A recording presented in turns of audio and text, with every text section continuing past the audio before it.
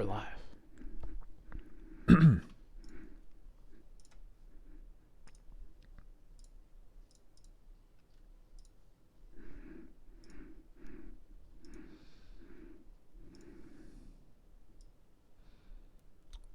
How's it going, my friends?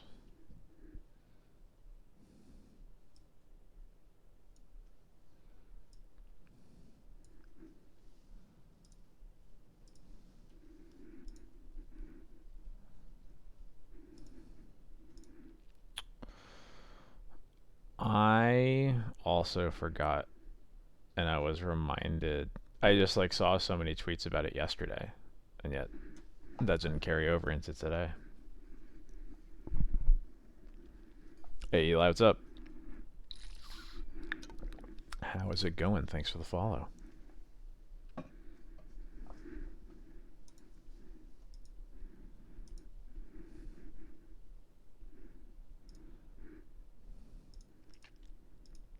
Yeah, isn't like historically Groundhog Day like extremely favored uh towards longer winters?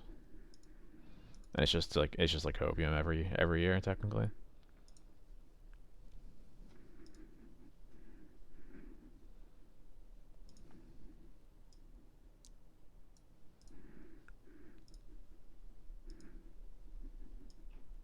Tonight we are playing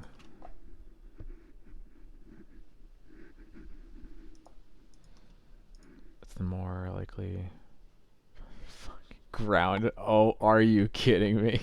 Holy shit.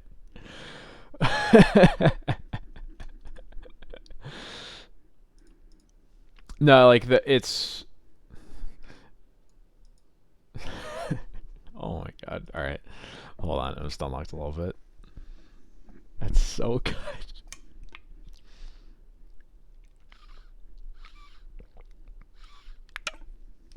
I gotta drink more water about that. What the fuck? Alright, how are we doing tonight, folks?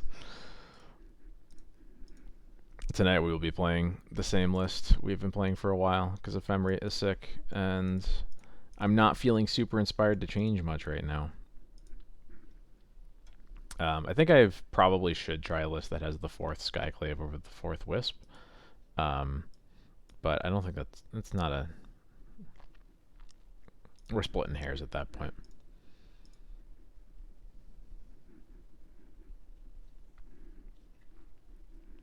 Yep, I never really cut field. The only time I cut it was when I was playing some Ancient Tombs to try to test out White Plume Adventurer, but I didn't like that very much.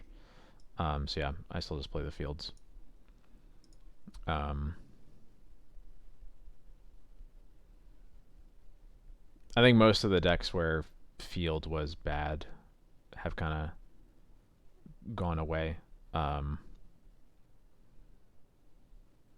So it's like it doesn't feel as bad as it used to be. The reason I didn't like it is White Plume Adventure is a bad card. Sorry, I shouldn't say bad card. It's not White Plume Adventure is not a great card. It just has the initiative and costs the exact right mana cost for soul lands, which means that in a deck that's not trying to abuse the initiative, it's kind of whatever. And I found that going for the initiative really aggressively with this deck made us a lot weaker against Delver. The Ancient Teams made us weaker against Delver, and I didn't try it that much against initiative itself, but I think that if you played that more against initiative, I feel like you would still just get outpaced. I think in a like post like White Plume Adventure or ban world, where the format slows down a bit, I think that Seasoned Engineer, D&T might be the best home for Seasoned Engineer if there is one, because I think Seasoned Engineer is a much better card on the board, and it's fine just like play 1 or 2. You can't tutor for him, which sucks, but like the initiative is broken, so yeah, that is exactly what happened to me pretty much. In the matchups where you were not super pressured, it felt free, and then you played against Delver, and every time you tapped Ancient Team, it felt like you were losing. and that showed in my results. I think we played against Delver twice the night that I tried it, and we lost both times.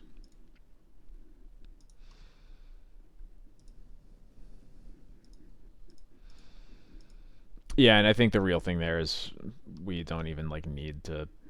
We don't really even need Tomb against Control or other slower decks. We're pretty much already favored. So.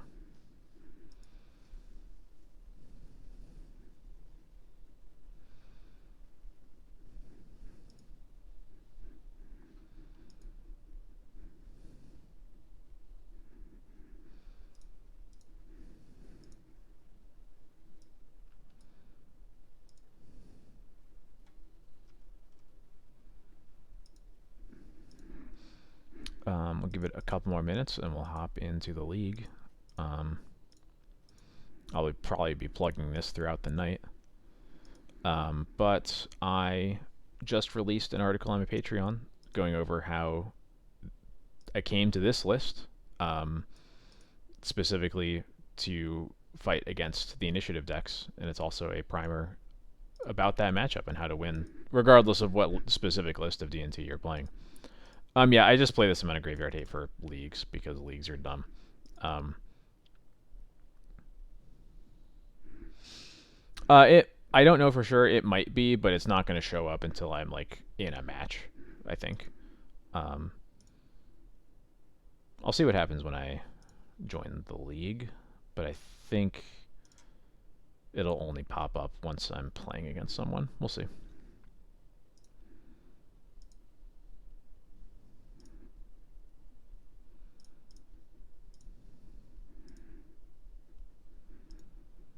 Yeah, the list I played when I played in the showcase a few weeks back, this is what I played instead. Basically, what is it? It's basically, you can imagine these were the 4 cards. These are the 4 cards that are ley line in the list that I play in leagues. Oh, I'm some of it's blocked off there. Yeah, so these are the 4 cards, and then there's the 2 surgicals, 2 Mindbreak traps there.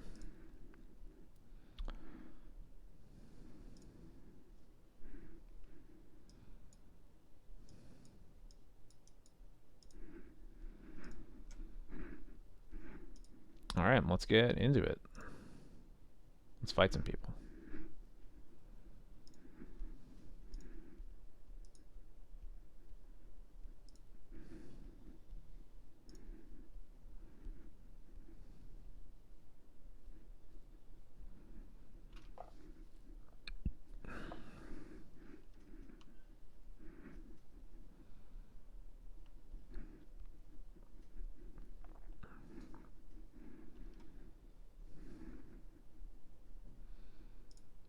All right.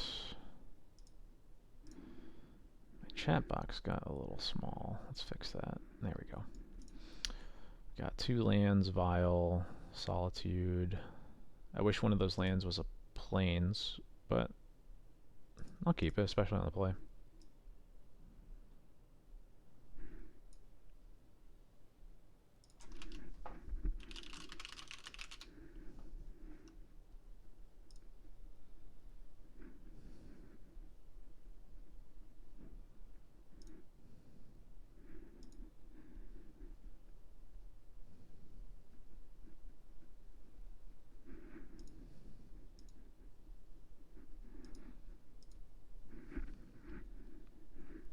How's the not so much magic life treating you?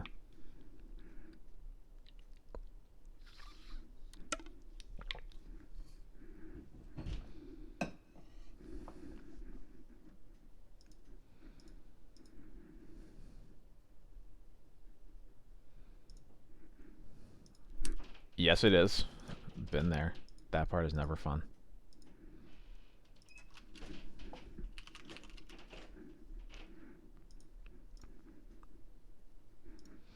Alright, opponent kept 6. Alright.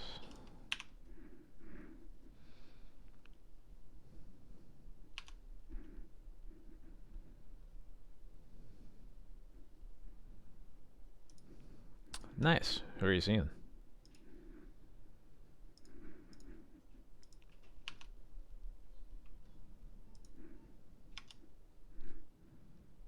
I have not heard of them, but I hope you have a good time.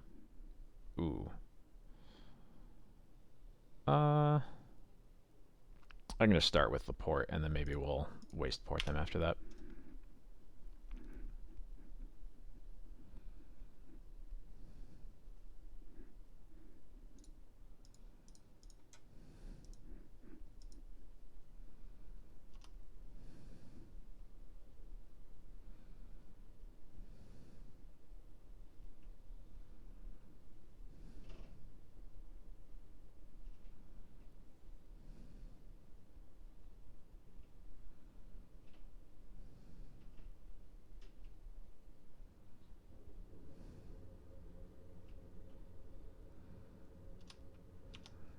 Okay, this feels good. Alright, let's gonna put Mom into play. Untap. Take Violet up to 2. Thalia. Okay. I'm gonna think a bit about whether I even put the Thalia into play versus just holding it for Solitude Fuel. I guess if I'm port wasting them, I probably should just put it into play. Yeah. Yeah, this is I mentioned this in my article. Sometimes like the games, I think I waste. Yeah, we usually waste the tomb against them because it's just quantity of mana that matters more than specifically white sources. Um, yeah, sometimes they just like don't have fast mana, or they have fast mana but cast the wrong cards, and you just they're not. I think when you're on the play, they're a lot of times unlosable.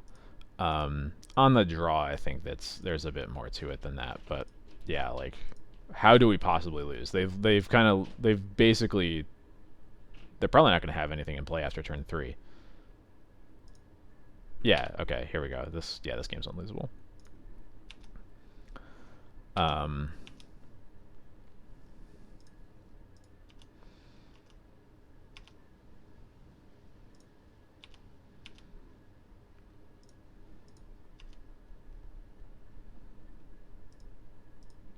Like, all they really have over us is how fast they play to the board.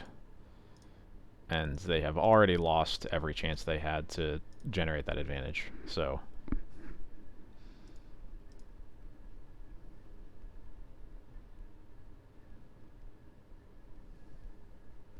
like, now they cast a White Plume Adventure and they just lose the game. Like,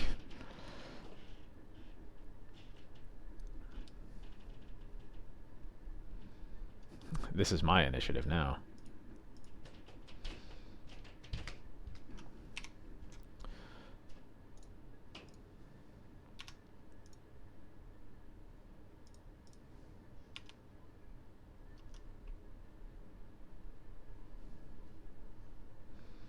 I'm gonna put in this recruiter right away. Yeah, okay.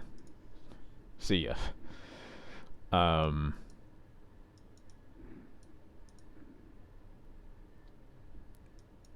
Let's see, and we just board like that, nice and easy. It really is, though, right? Aether Vial is just the best.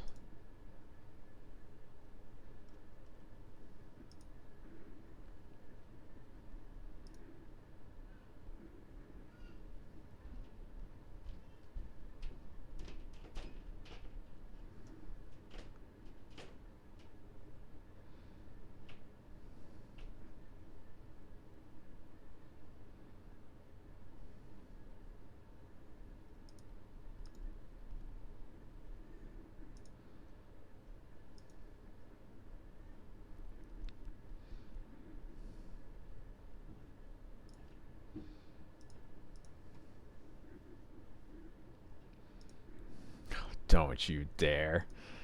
Don't you dare. You played Yorion Goblins once. You know what it's like.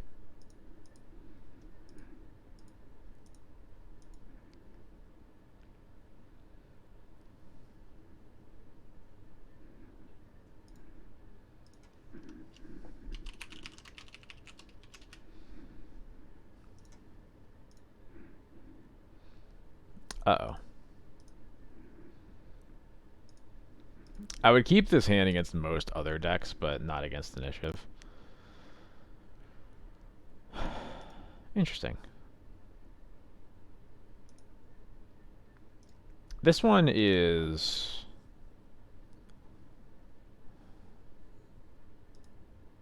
This one isn't great. I think it's worth keeping, though. They're on 6. We have removal spell into one of our best threats.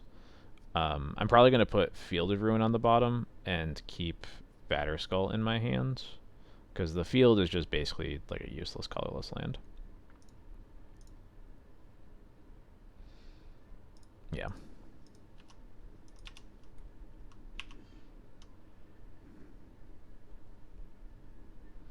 Yeah, I definitely feel that. I mean, I feel like that's, used to go to tournaments pretty often, and that was like the most fun part about it. Like they the cliche is, like come for the magic, stay for the gathering, but like it's true. I have like so much fun like being in tournaments with people that I jive with, and it's definitely a part that I wish I was doing more, but COVID is what it is. Are you kidding me? 3 mana into nothing. So they're going to play a Seasoned Engineer. And if it's not like... Oh my...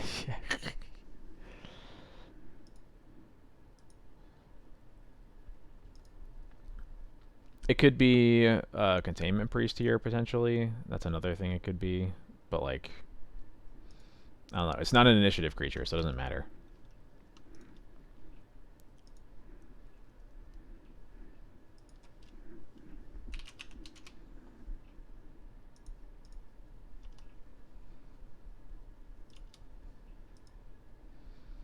This is another one of those. A Spellbinder is actually kind of annoying. Like, it is really good support for the hands where they do anything. But they've already not played an initiative creature, so they've already not done anything. And they don't have another land? Are you kidding me?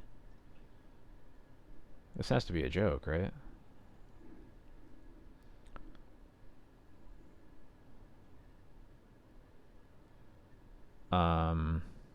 Let me think.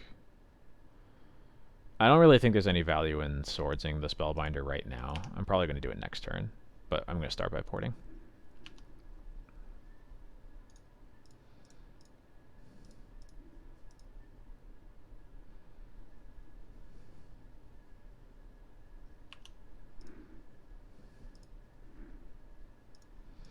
Okay, they do have another land, but at least now we've seen it. Let's see, what do we draw? Jite. Okay. This time we can swords the plane, or port the planes instead, and then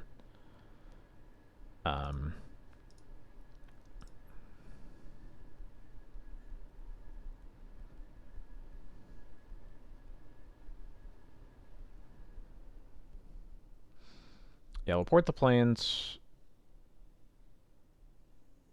Should link it in game chat. That would be so BM. For the low price of $3, opponent, you can learn how I know that you're playing it wrong.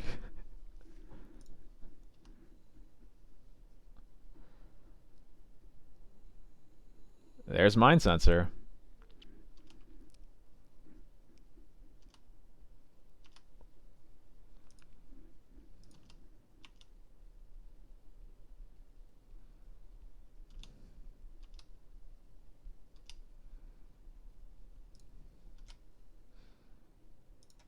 Alright, goodbye, Mind Sensor.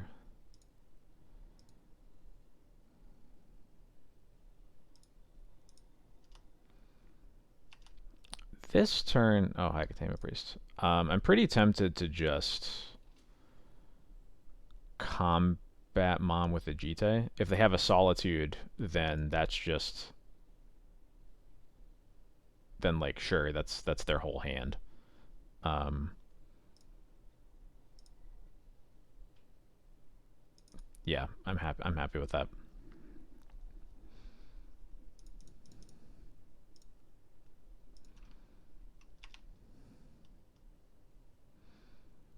Mind to censor D's nuts, indeed.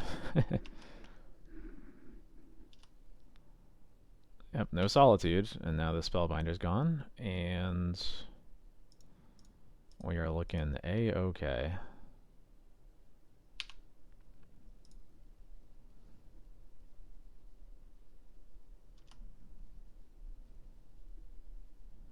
We know they don't have a solitude because they would have used it there. If they have a swords, they pretty much have to use it before the mom untaps, in which case the Stoneforge is very likely to live. Palace Jailer. Okay, that's kind of annoying.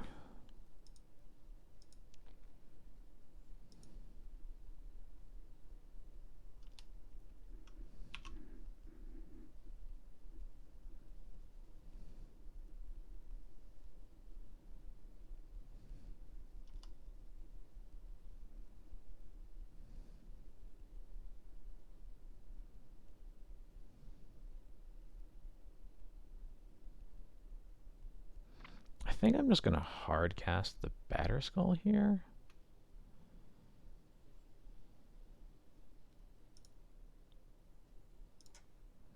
I feel like that's going to force them to use a removal spell anyway. Yeah.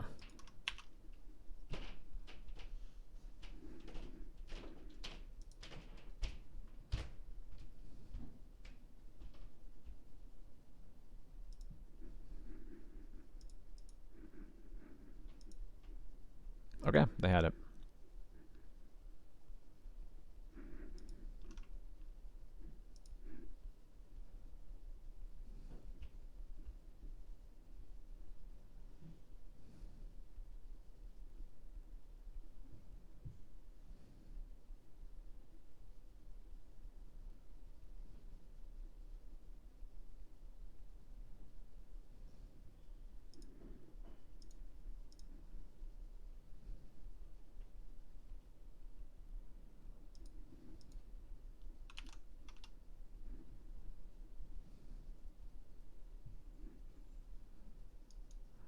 There's White Plume. So they can get a plains. They could cast another 3-drop if they have it.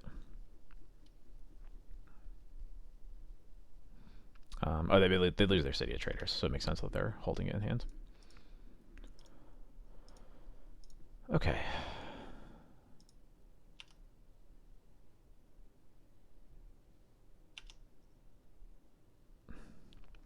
Another Karagas is not really what I wanted, but I'll make it work.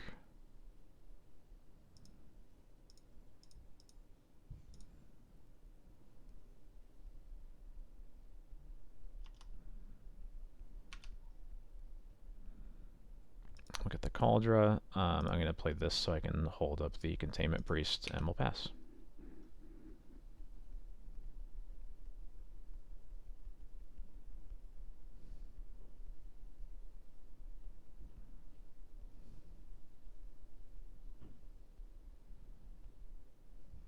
Sure.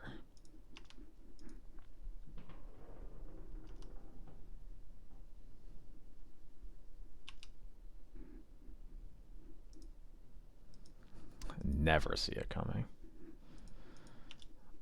Okay, they do know to go down the right side of the Undercity, so props to them for that.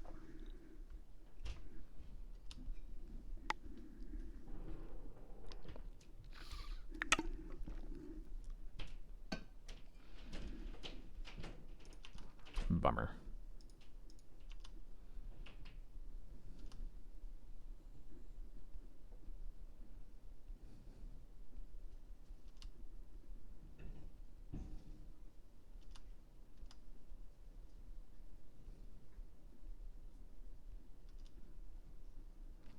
Seasoned Engineer on top, huh?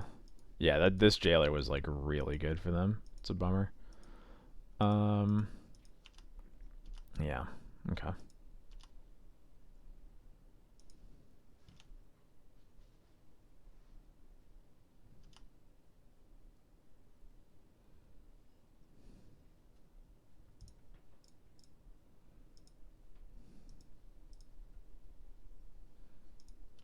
Yeah, I could have just played um, Stoneforge Mystic. Maybe that was the right thing to do. Um, I think most lists aren't. I guess I shouldn't say most. Some lists are playing Ballista over Jailer, and maybe I was leaning too heavily on that being what they had. Um,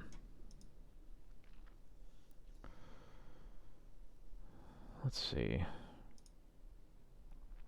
The nice thing is that um, I can put Batterskull on Containment Priest, and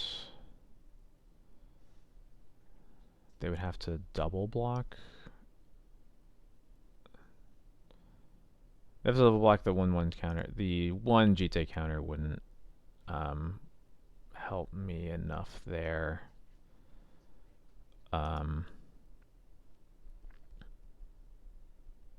Yeah, I guess if I equip Priest with the Batterskull, they just like double block, and then I'm still in a pretty bad spot. I'm not sure what this Recruiter can get that'll help though.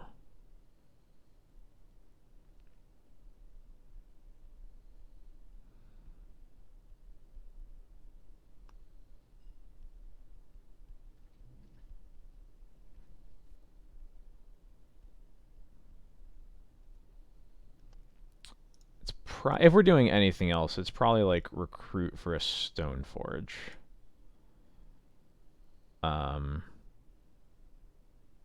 The only problem there is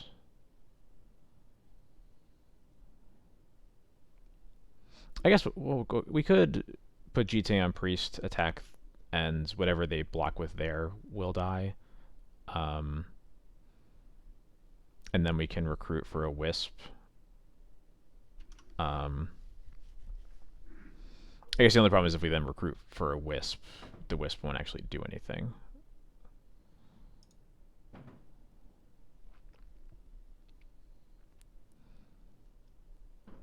Yeah, the problem is they have guaranteed Throne next turn because they can just cast Dungeoneer. So we probably, whatever we want to do, probably wants to keep the Priest in play. So we probably just recruit for Stoneforge and live with the fact that we're going to be at like 1 life next turn, probably.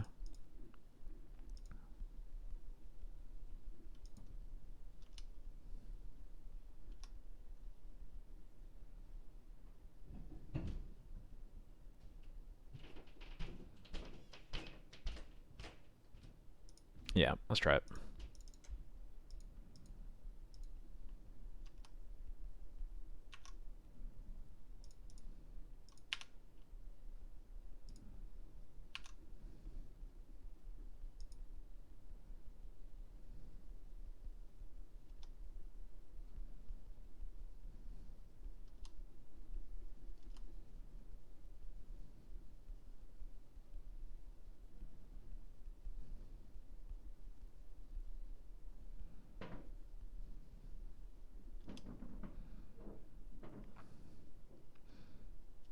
At the very least, we get to see what they don't get to put into play.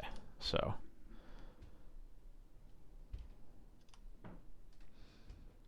another Mind Sensor. They do have Ballista and White Plume. Okay, so one of those is going away. We'll see which one.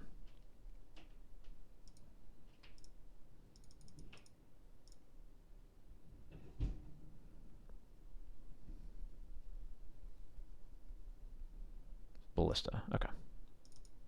So they have another Mind Sensor in their deck somewhere.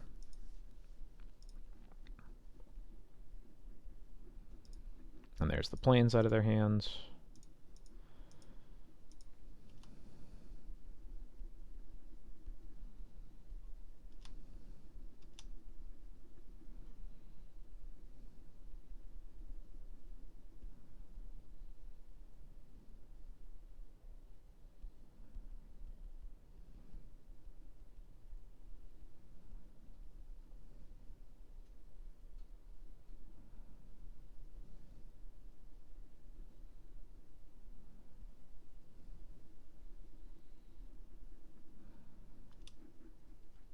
see, Cavern of Souls in their hands, and a Maria's Call in the yard. Okay. Yep, I will take 8.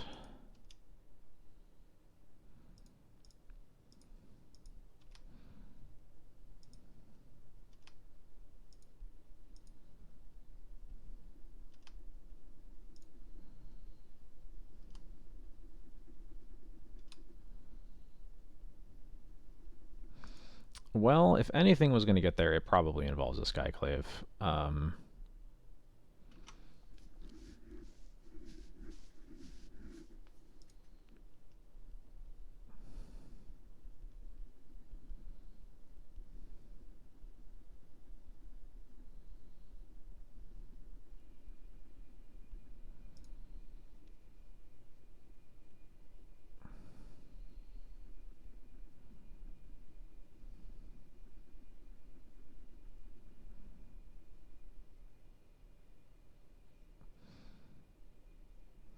I want to leave Cauldron back as a blocker, but it doesn't actually matter as a blocker because of Seasoned Engineer. So I think we just attack them, take the initiative, we get a free basic, then we Skyclave one of the Dungeoneers, and then we're just dead anyway. I guess we're... I'll make them do it right, I guess.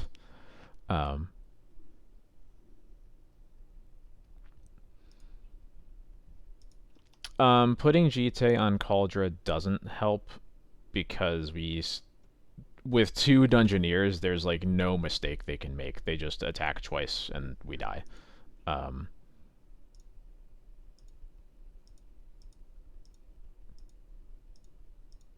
There's a chance that they'll play around swords and do something weird if we Skyclave one of the Dungeoneers.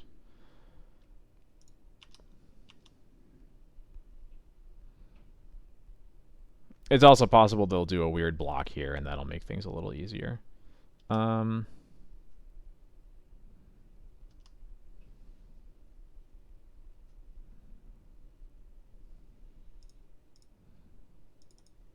That helps, because now we Skyclave a Dungeoneer, and they don't have... Yeah, they don't actually have lethal because of my Jite counter. They can attack with a skeleton. That's probably the scariest thing they can do, but we can still block it.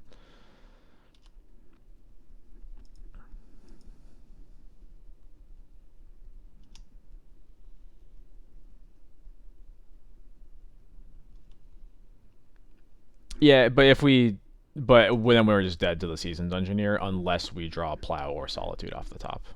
That's the only way that we don't lose.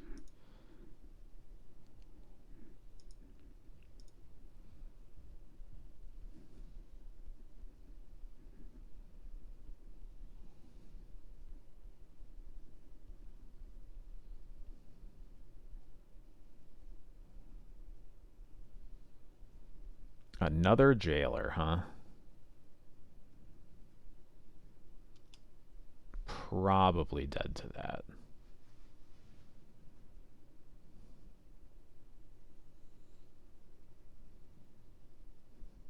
What do they hit? They hit the Skyclave. Okay. Hey, Def Not Oz, thank you so much. I'm glad you like the content. And yes, of course we are playing against Initiative. We're up a game though, although this one's not looking great.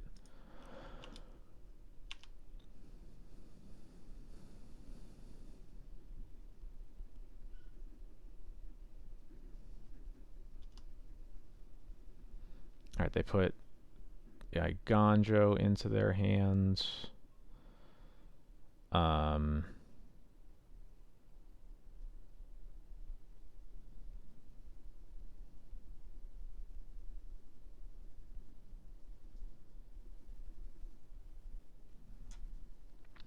So we can double block the skeleton token. Alright, let me think. We double block the skeleton token since it has menace for some reason, and then we gain I think gain 2, and then we just die. Then we're dead on board.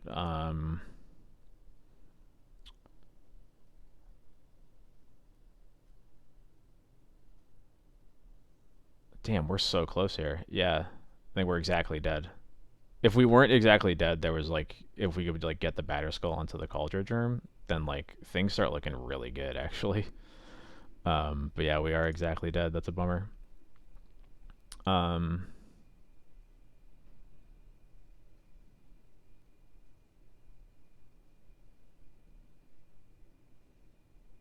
yeah, damn.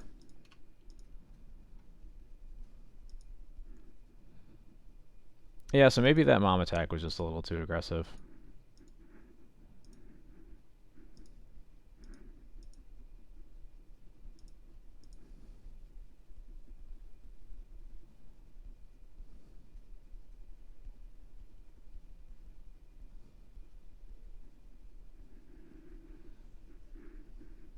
Hey, douches, how's it going? Welcome to the stream.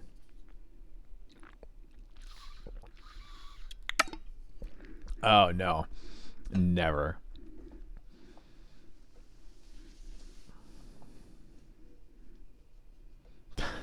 Wow. You're really getting me right now, aren't you? Oh, always. I didn't drink enough water today, so it's coming to bite me in stream. I'll probably fill my bottle twice tonight.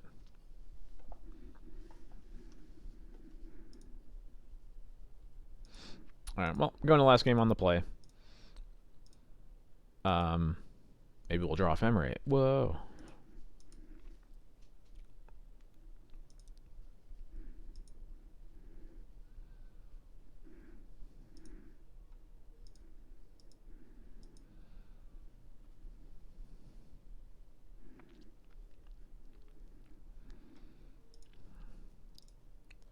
Let's see, what do we got? What do we got?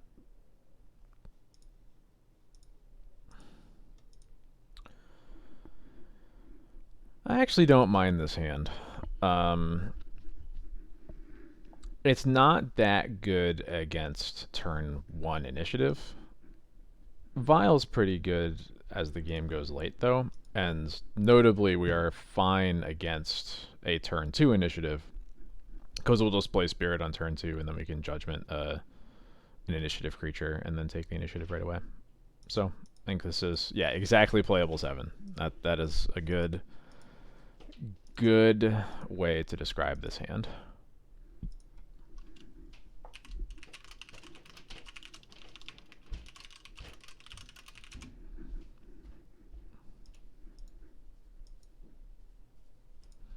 Ooh, my opponent has mulligan to 6.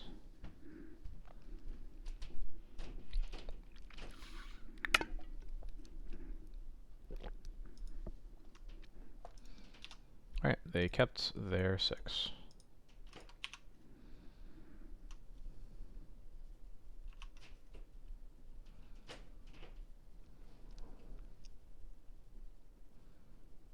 Alright, just turn 1 white plume.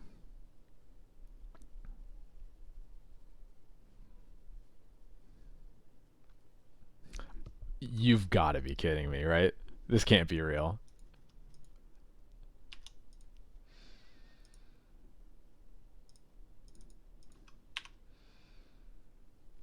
That's what you did on your turn?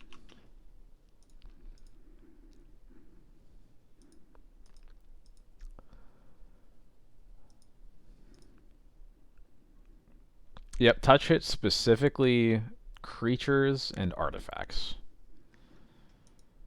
It's a weird one. Hey, Ballista, what's up? I'm happy with that, too. And no lands.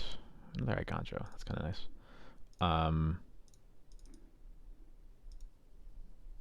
Yeah, I've never been happier to see 3 mana on turn 1 spent like that.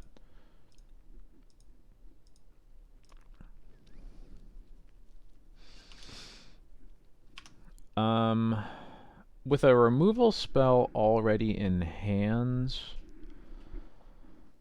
I'm leaning towards a Stoneforge here. The only problem with Stoneforge is that we don't really have anything else to do with other... I guess we might still only have 3 mana in play because this is an Iganjo.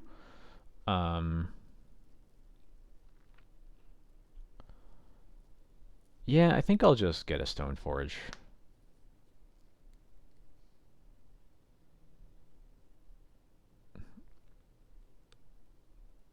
Yeah.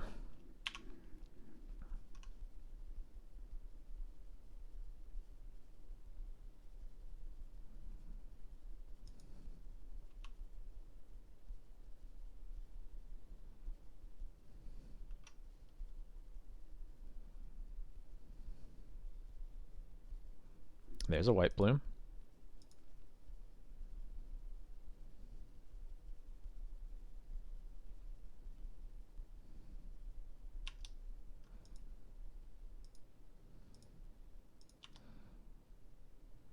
Nice.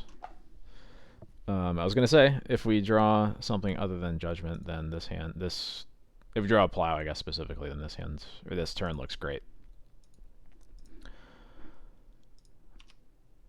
Because now we can take the initiative right away. Or they can do this. That's also allowed. I'm very happy to have my recruiter that guards Solitude. They pitched a Lauren. That's good to know about.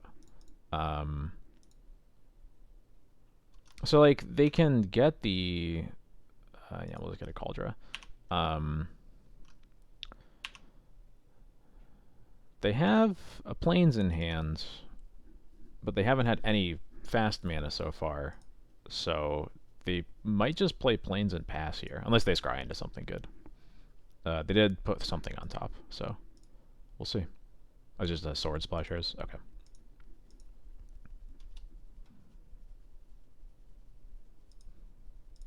Alright, let's do it again.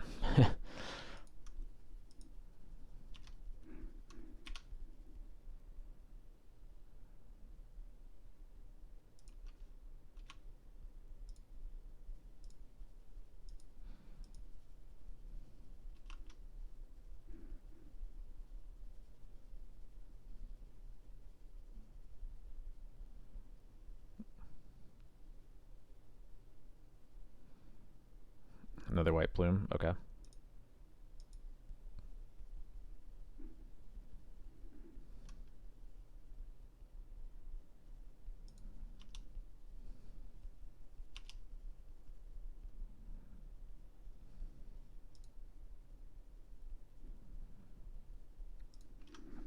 Okay, so they're going to throw next turn, which is a bit of a bummer.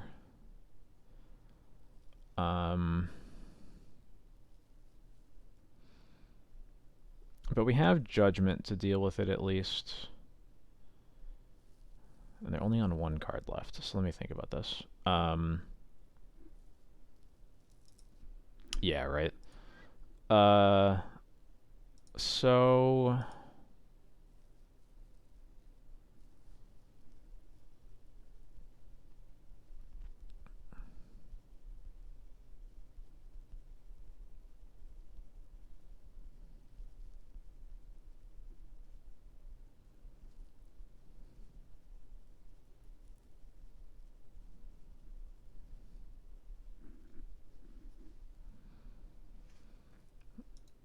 what I'm considering here is wisping the skeleton token.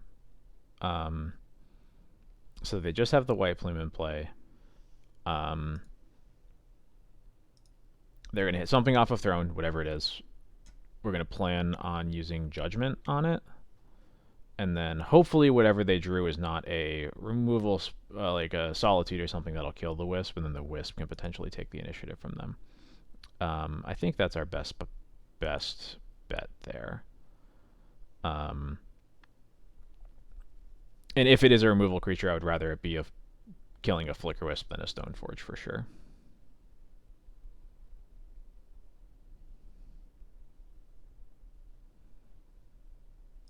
Yeah, okay.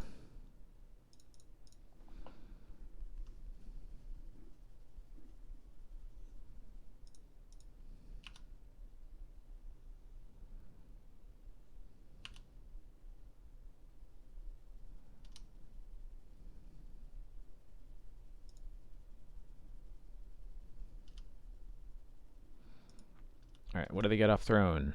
I see an elite spellbinder or a white plume adventurer, and that's it. Okay, cool.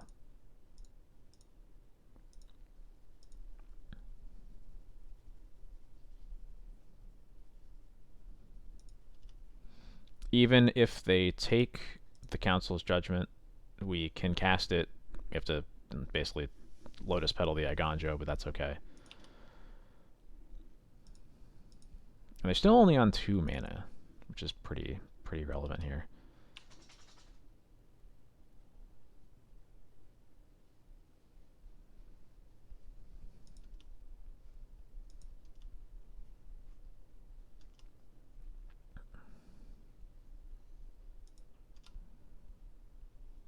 Nice. Come on, there we go.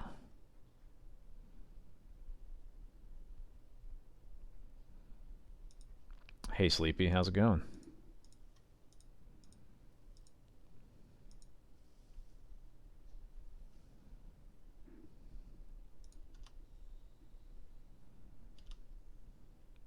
Not too bad. Hope that we beat this initiative player. But they're just drawing another removal spell? God, get out of here. Okay, next turn we get to play Stoneforge with Iganjo up, and hopefully that'll be good enough.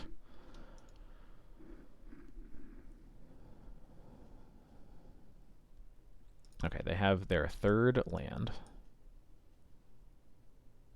Oh my god.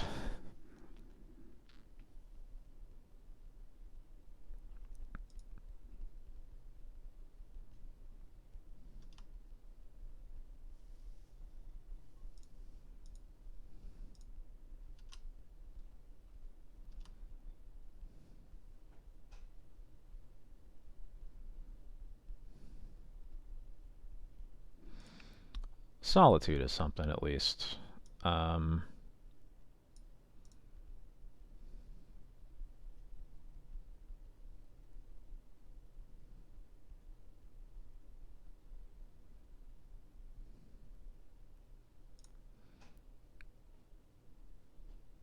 Yeah, I'm just gonna Solitude the White Plume right now. While they're tapped out. Gonna attack with a Recruiter here to threaten taking the initiative. Cool. They take the trade. I'm happy with that.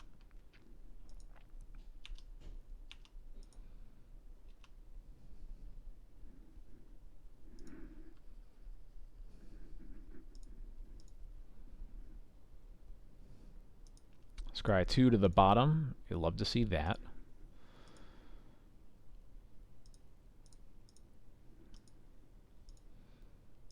Okay, this could be a Solitude. That would be a bummer.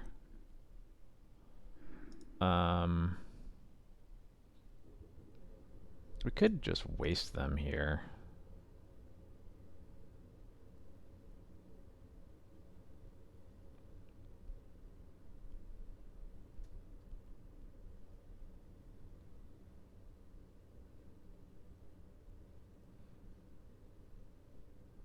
My opponent has conceded and lost connection from the game.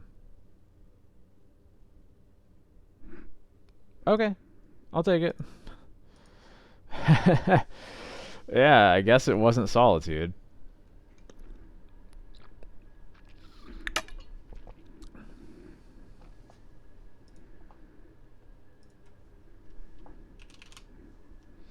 Yeah, win is a win. I do not complain about wins.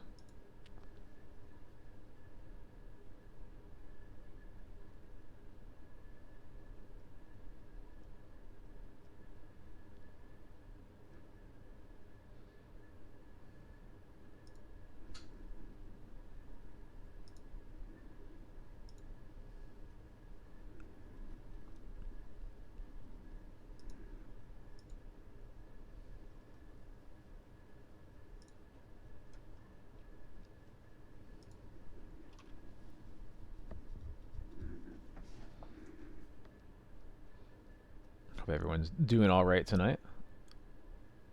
I am having a great time. I just released an article on Patreon that some of you may have already seen, going over this card and the reason I started playing it. with because of initiative stomping. This hand's pretty awkward. Yeah, I'm gonna mulligan this. Uh-oh. This hand is more awkward. This hand might be keepable because of this Field of Ruin, but that's obviously like far from perfect. Look, yes, I did, but with Solitude, not with Stoneforge. If that hand had a Plains, I probably would have thought about keeping it.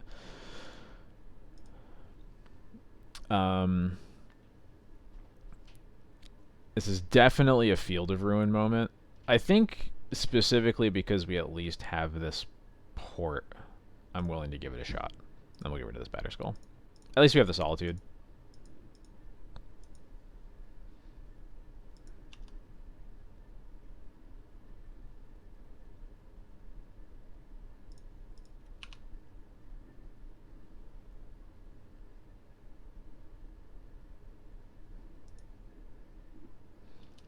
Look, I'm not saying you're wrong. I'm just saying I'm willing to give it a shot.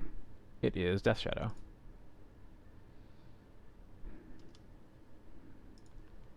I know the London Mulligan is broken.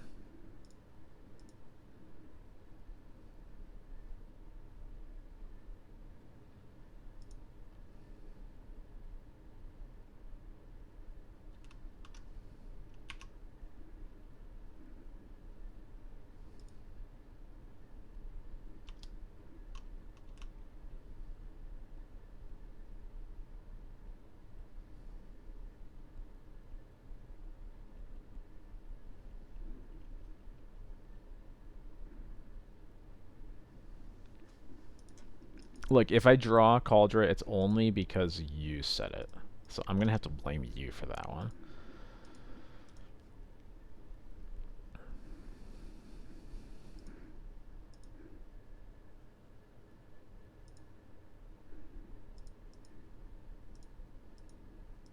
Took the mom. That's interesting.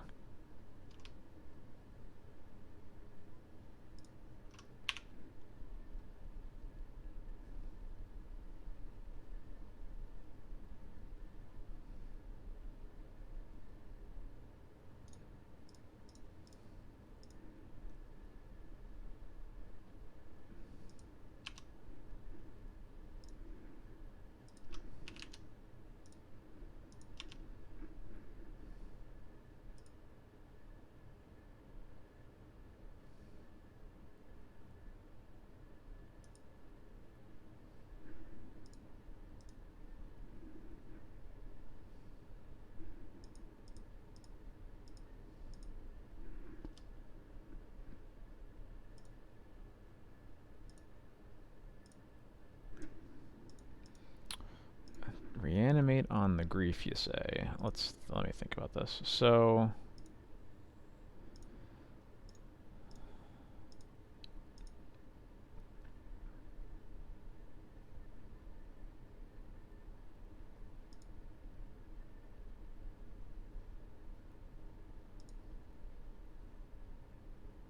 I think I just let this resolve. Yeah.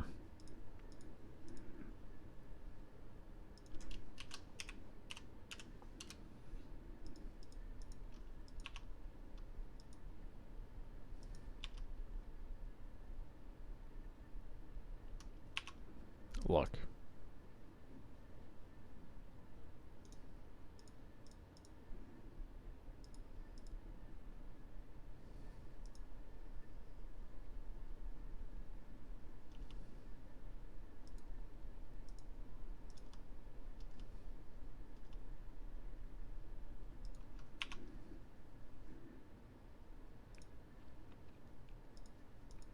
There's a lot of game to be played still for sure, but yeah. My risk is thus far not paying off.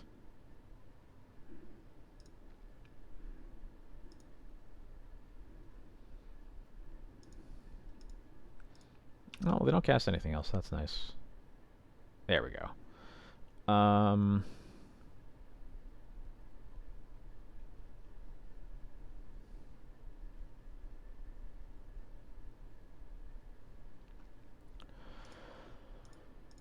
There's a couple options here.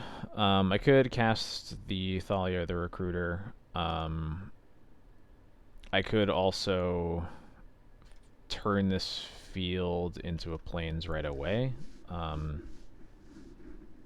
before it gets wasted. They don't have a waste in their hands, though, notably. And even if they just waste the port, it's not going to look great. But I think it probably makes sense to field so that I can cast the Skyclave next turn. So I'll do that in their draw step.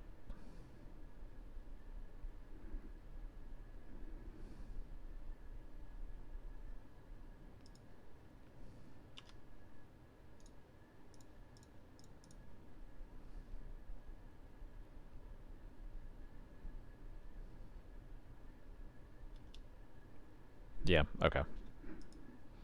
They could have done that at any point, and I didn't let them do it with the mana they had on my turn, so that's okay.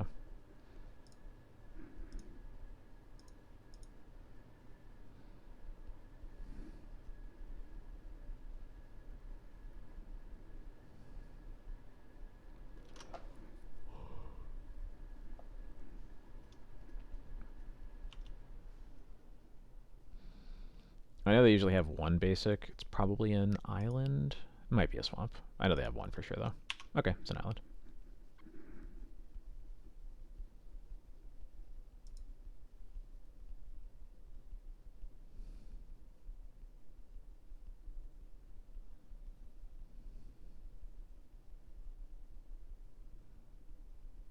There's a waste.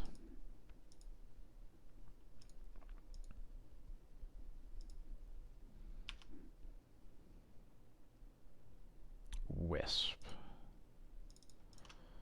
Alright. Need to draw another land again, but at least it can be any land. It doesn't have to be a white source. We ain't dead yet because they just have this grief. And they're kind of tanking on their turns a little bit, so.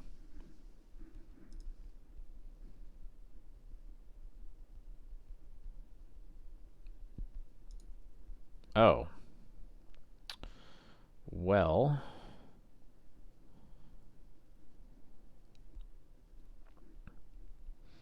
Let's see if they have a force in their hands.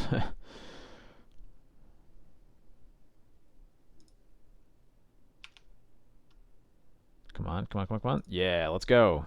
Do you have a force of will?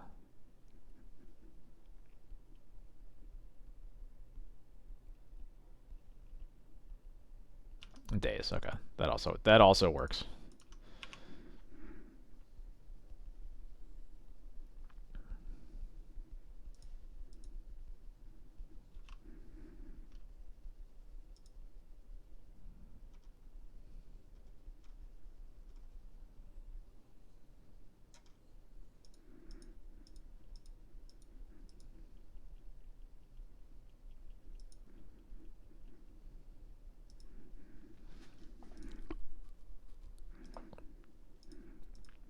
Later sleepy. Yeah, Menace, I'm not into it.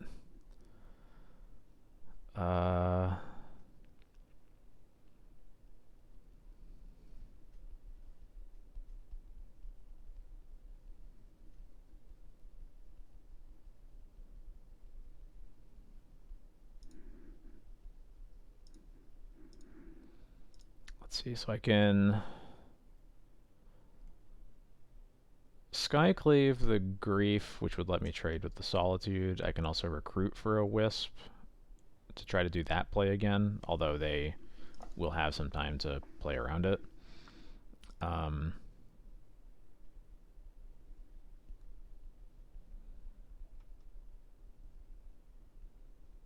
I think I just have to Skyclave the Grief, and it's going to suck to give them a 4/4 with the Solitude, but at least we can block it.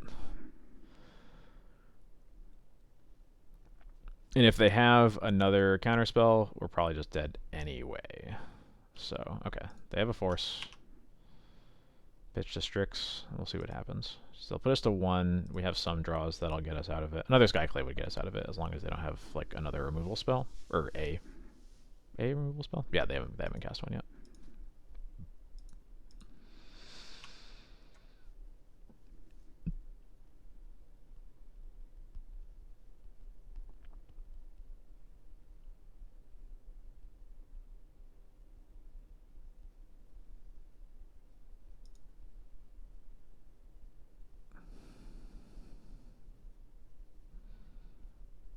This is looking like a Murktide, so I think our only out is drawing Ephemerate and then recruiting for a Solitude.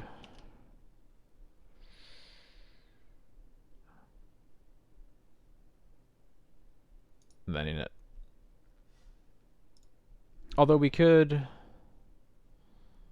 No, because of Menace. Never mind. Stupid Menace. Okay.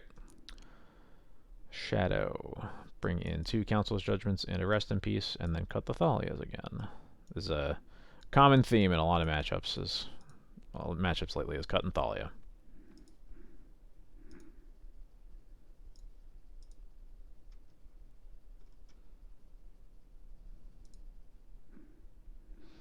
Yeah, new prediction is live for the dumbest deck that we will fight tonight.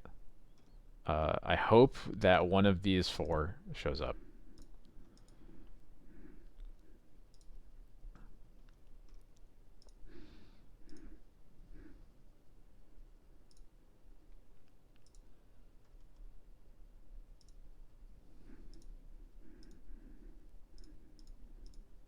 No, not at all. I don't think that there's a good card to put in place of Thalia in Yorion, especially especially in an 80 card deck. You really need it in the matchups that you need it. It's unfortunate that it's not nearly as good as it used to be, but I don't think that means that it should be shaved.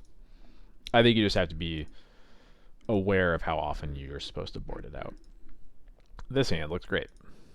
I really like this hand. My opponent has mulled to 6.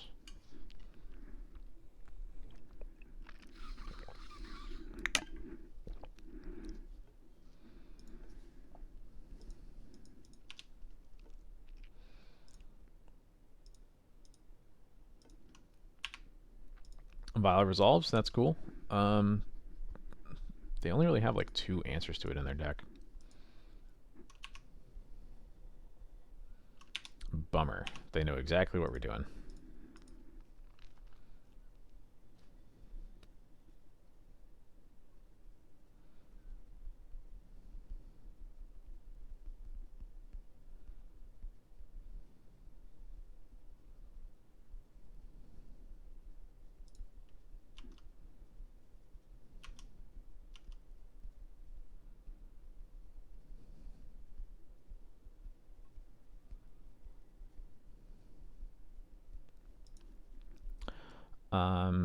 This wasteland is tempting, but the fact of the matter is, against most decks like this, wastelanding them is going to be better for them than it is for you. The only reason I consider it at all is because I have the Vial in play, but the fact that I have no more lands makes me really not want to use this wasteland.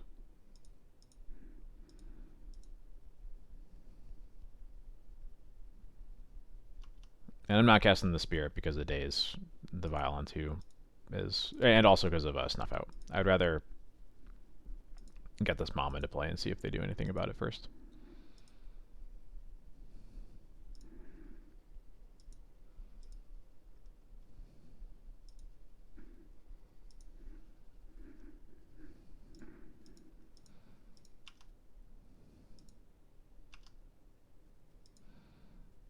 Alright. Play a tapped Watery Grave. Chance they have nothing. I think it's much more likely they have a Snuff Out. And if they do, I'm going to let them use it here. They don't have a Snuff Out. Okay, that's not what I expected.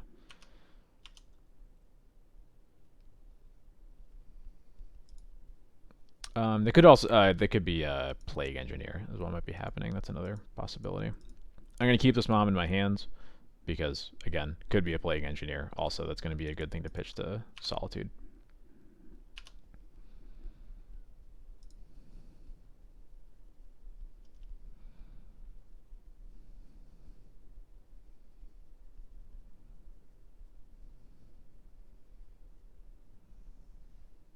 Ratchet Bomb.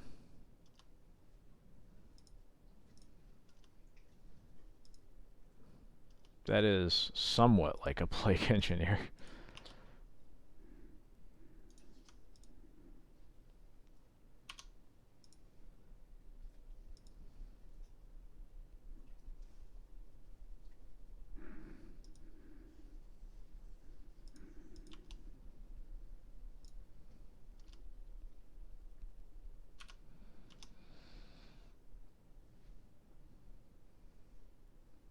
darn. So I'm going to draw like a Skyclave or something there. Would be pretty cool. I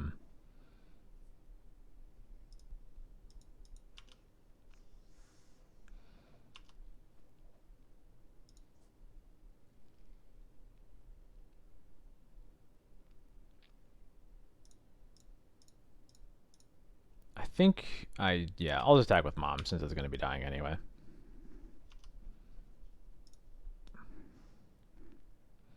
Nothing to really spend our mana on here, so I'll just get Yorion into our hands. And yeah, wish we had a Skyclave or something to kill that Ratchet Bomb, but alas.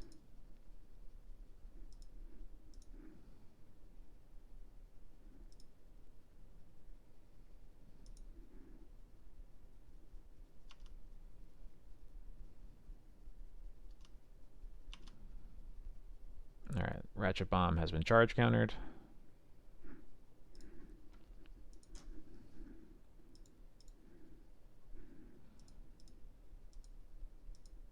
Okay, they do have a push. They could, I guess I let them use that mana one turn early is the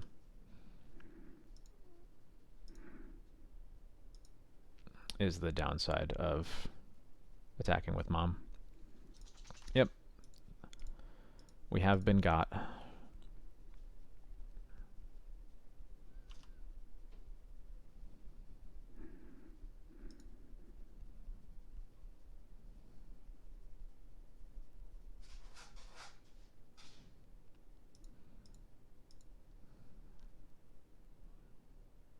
Yorion. It's an interesting one to get rid of. Another Ratchet Bomb. Okay, sure.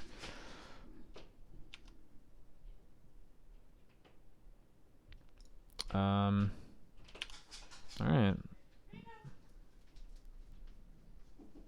Well, let's chill.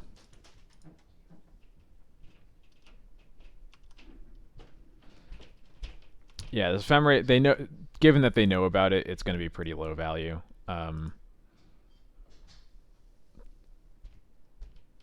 I might still keep it around to like make them play around it. We'll see. With them having nothing to do, we're probably going to have a lot of room to play around it a bit. Interesting.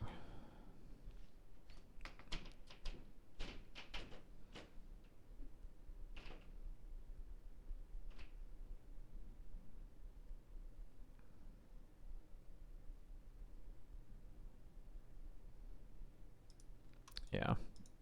Yeah, I'm still just chilling. It's snowing, huh?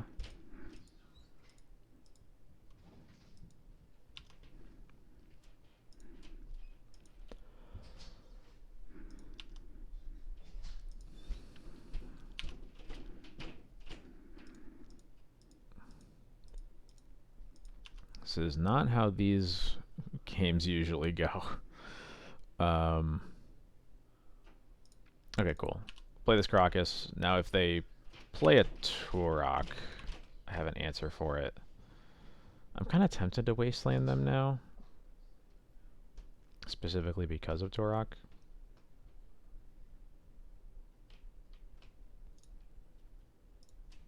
Yeah.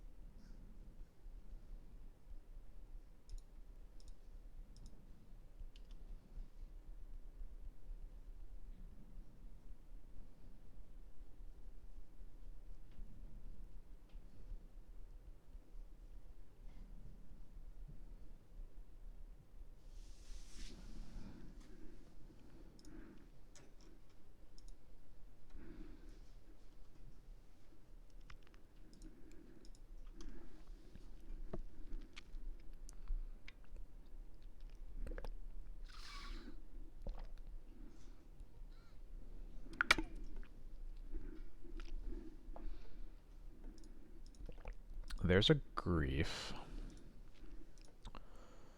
Um,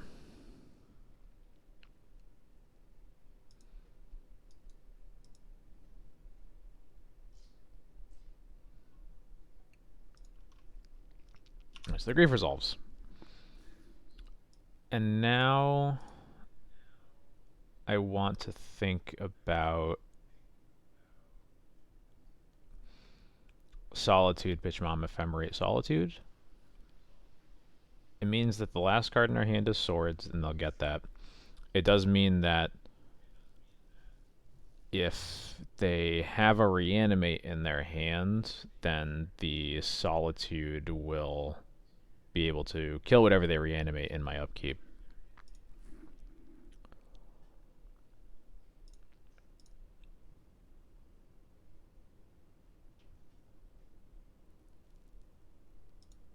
It also means that if they have Reanimate, they can't reanimate our Solitude, which is a big deal here.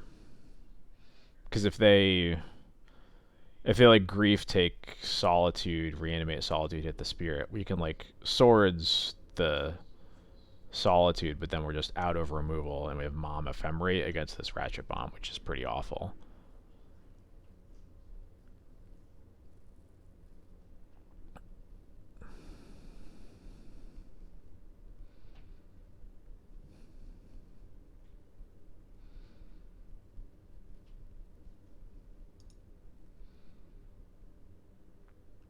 Yeah, I think this is a little risky, but I'm going to try it out.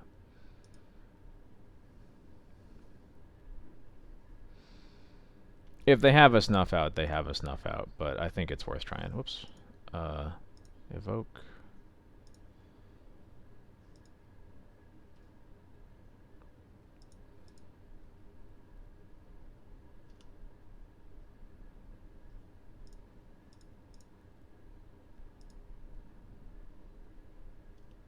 Okay, cool.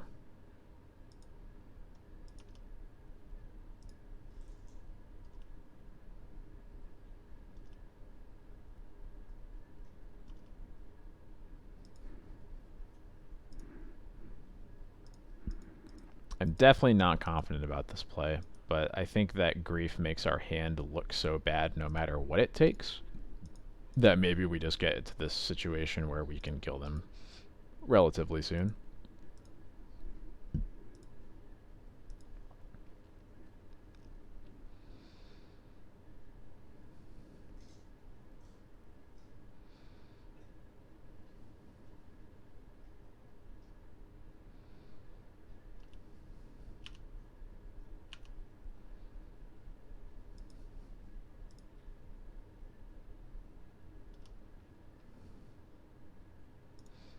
We will not bother rebounding.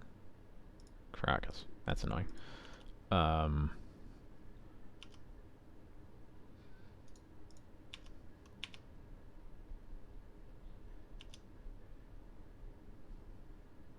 Okay.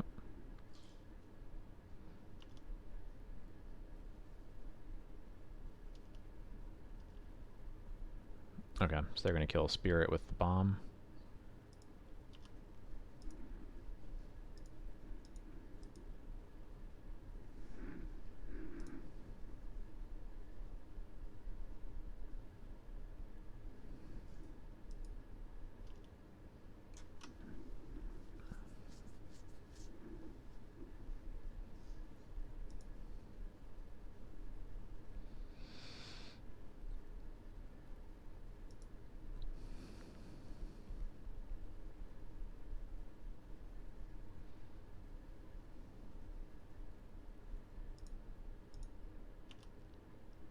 But that's so... but... opponent...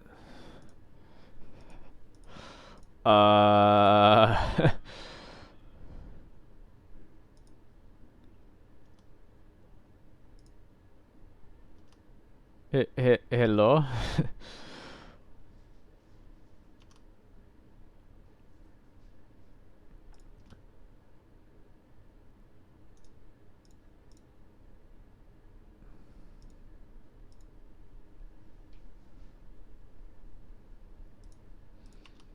So, like, sadly, they're not dead.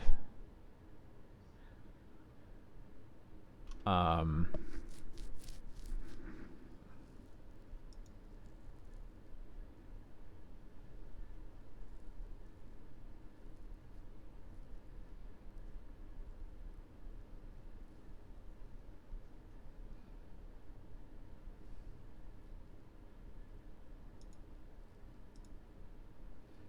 Swing doesn't win because they have Ratchet Bomb on 2. They kill the spirit, and then Death Shadow just blocks the Solitude.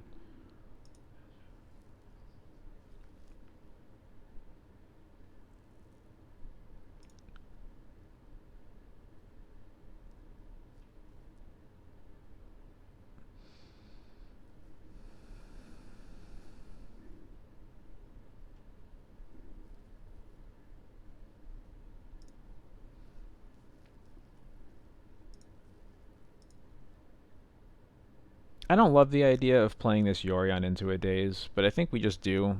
Blink the Solitude, kill the Death Shadow. I think we can give it a shot. Strass Daddy, thank you so much for the raid. Welcome, everybody. I am doing my best not to lose to Death Shadow right now.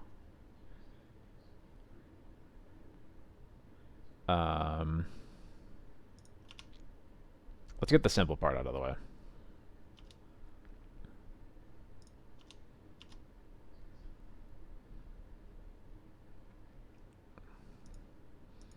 I think there's a pretty good chance I'm going to play into a daze or a force either way. I guess that makes them not have to use the bomb, so maybe that was dumb.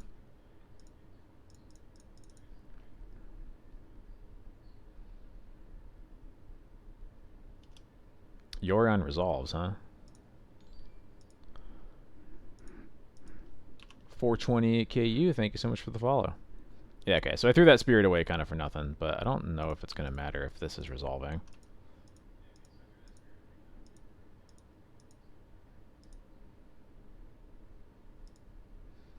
They can take bomb up to 5, but I have 7 damage, and I can Crocus the Yorion anyway.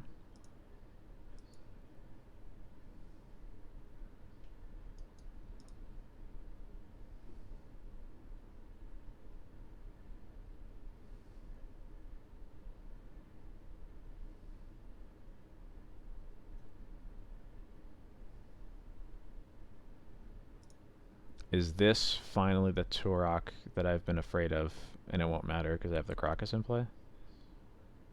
It sure is. Nice.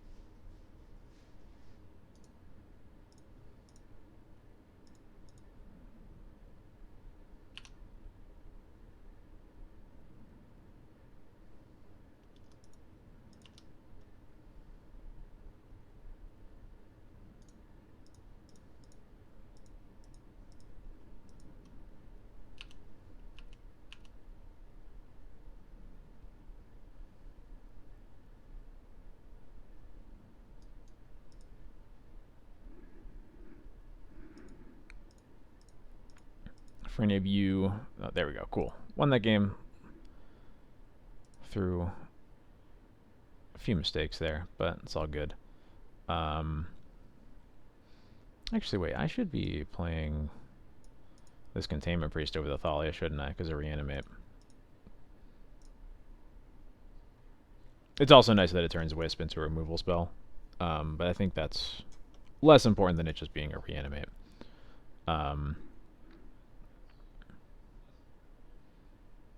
Yeah, I'll give it a shot. I don't like Thalia in this matchup anyway, so.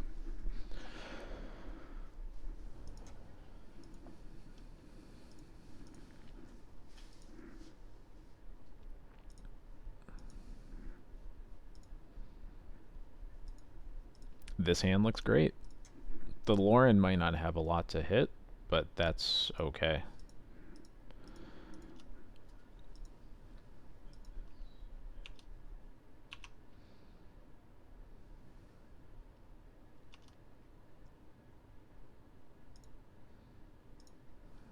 I like seeing that rest in peace. And the vial resolving.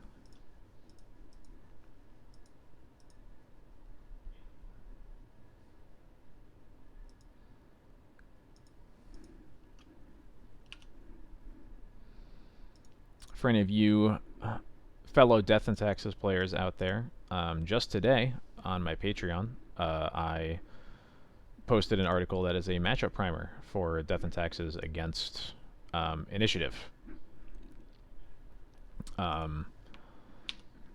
Also go into why I chose to. I think we just let this resolve. Yeah. Why I started playing Ephemerate in my list. It was very much inspired by the matchup with Initiative. Go into thoughts about how I might think about Initiative long term, and just some general tips, even if you're not playing Ephemerate, for how to win that matchup.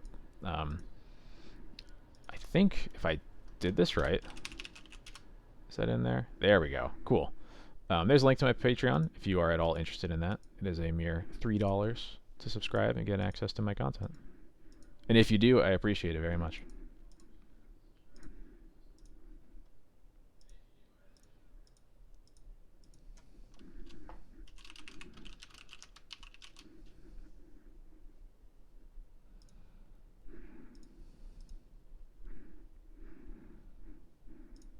They take the Stone Forge. Okay.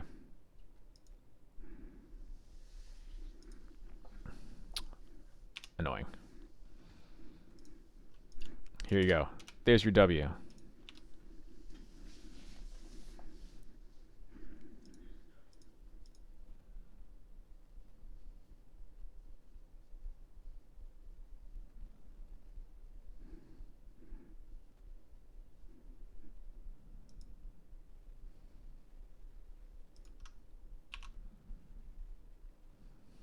I'm a bit surprised by them taking the Solitude over the swords, but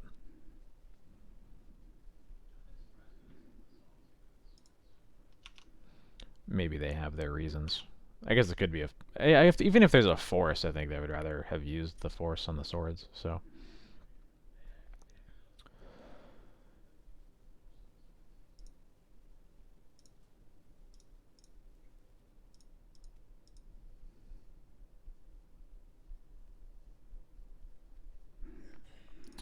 Mono white Ephemerate is going going all right.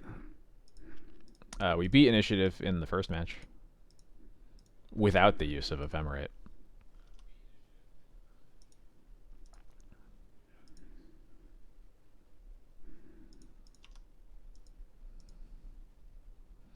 Baleful Strix is one of the reasons that I do keep Lauren in this matchup.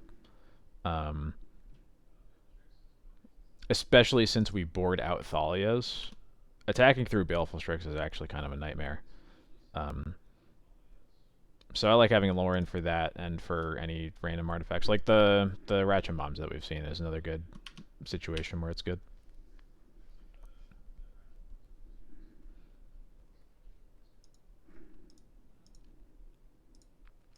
If you're talking about the tracker that's above me, that is a feature of MTG Bot.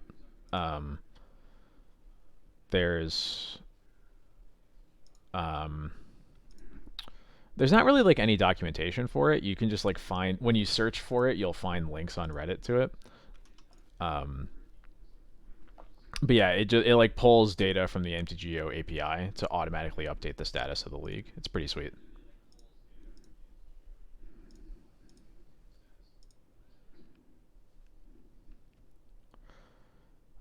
What do I want to do here? I think I just want to slam this Rest in Peace.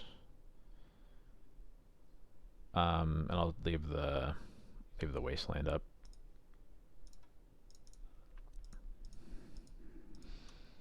Shuts off Reanimates, shuts off Murktides. Gets a Brainstorm out of them, which I'm certainly happy about.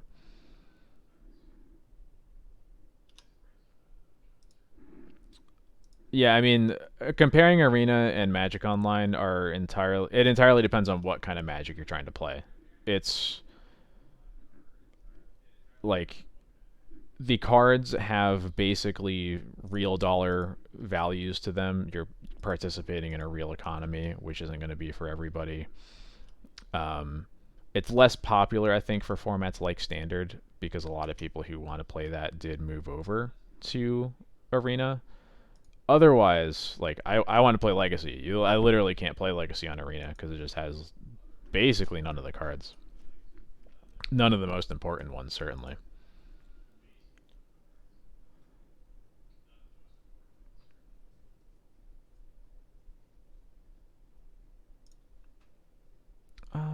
Yeah, I'm gonna play Mom, and then probably gonna use Vile to kill the Strix end step, but I'll see if the Mom baits out a Ratchet Bomb. Yeah, Magic Online. Yeah, that's a good way to put it. It's like a digital emulation of paper Magic. Arena is just kind of like its own thing in a weird way. I don't know.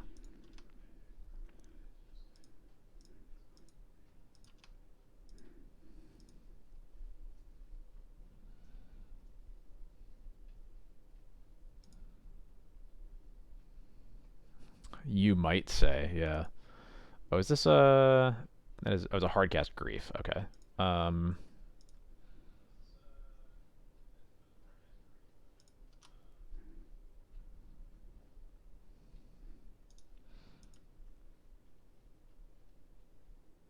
Sadly, there's just no value to be gotten out of this Flicker Wisp right now, so I will just hit the Baleful Strix.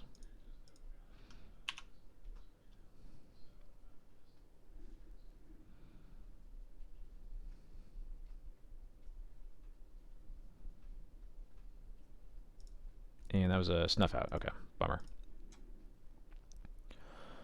Um,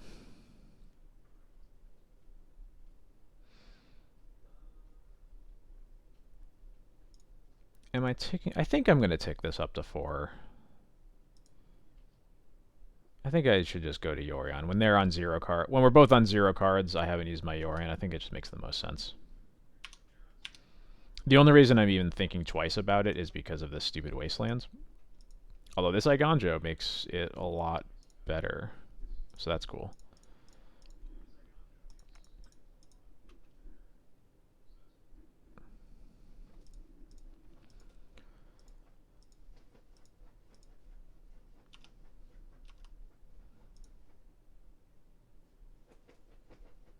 I guess I'll see if they trade. I'd be happy to trade if they want to, but I assume they won't. Yeah.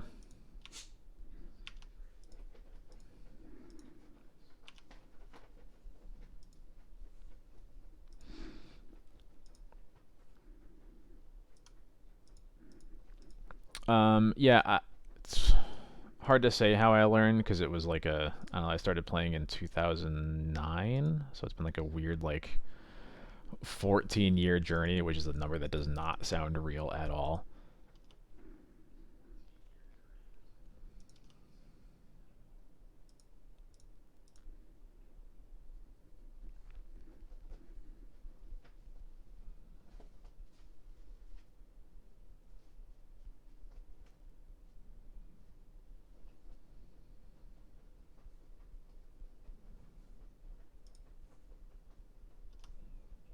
Let's see, that's a 6/6 Murktide. That's annoying.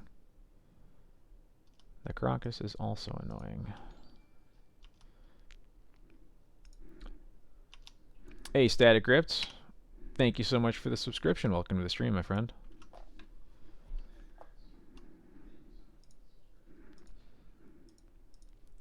Let's see if we can bait them with this Lauren attack.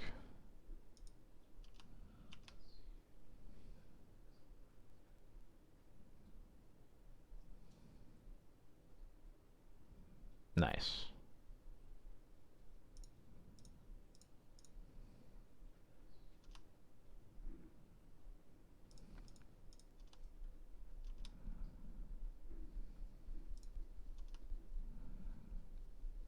This is a message for everyone out there who plays Murktide Regent. Just don't take those blocks. Just don't.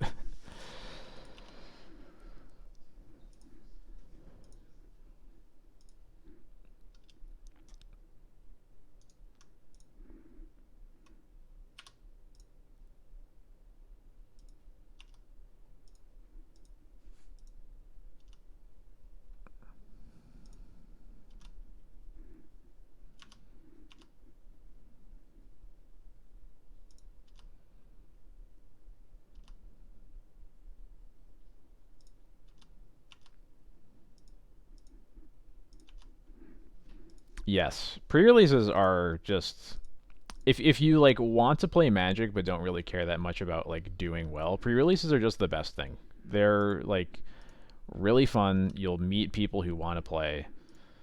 You'll start to learn more about like what does the rest of Magic the Gathering look like. It's just a great experience.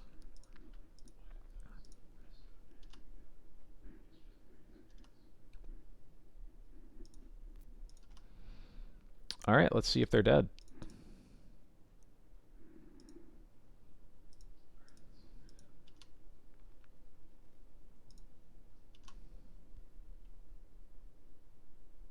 They are dead. Cool. Got them. Let's go to the next game.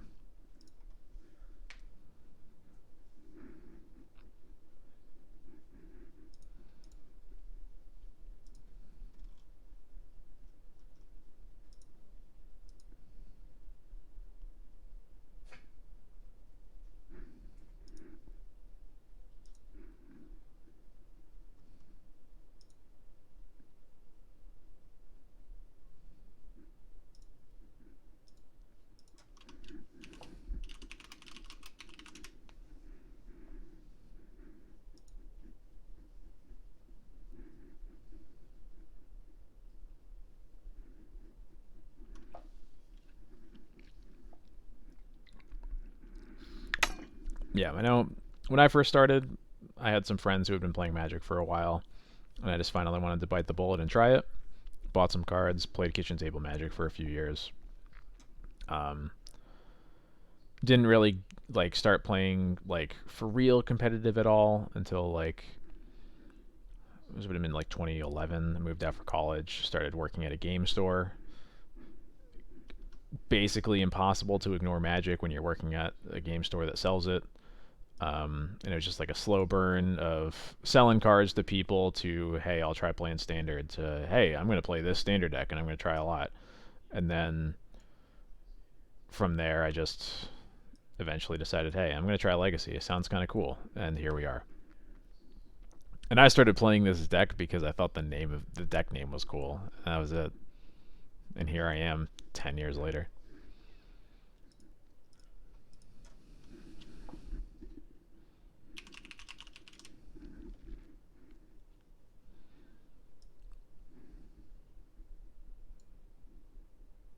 It's true. My wife, the moderator in the chat, did in fact. Oh, hey. It's Sam.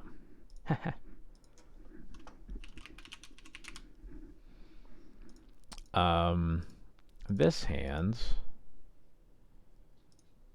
is. This hand's not great. It's not horrible, but it's really not great. I think I should probably mulligan this one. Do I ever try other decks? Not really anymore.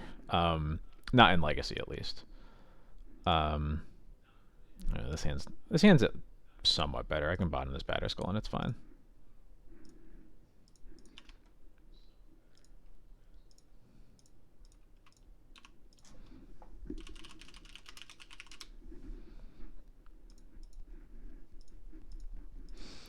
Yeah, I used to play force pitching a Baleful Strix, sure.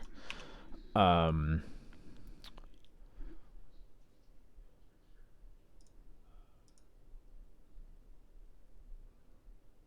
I started with Death and Taxes. I played a 4-color Loam deck at some point. I think the only other deck that I really played like with any for any extended length of time was Nettle Elves. That would have been back in like 2014ish.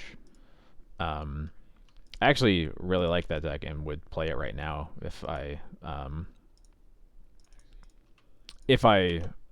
like had to play a deck other than this.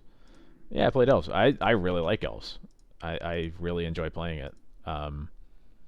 I know it's like the nemesis to D&T or whatever, but I don't know. I have fun with it.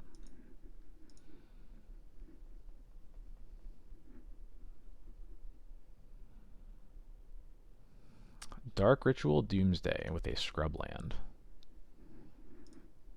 Well, that's not a good sign for us.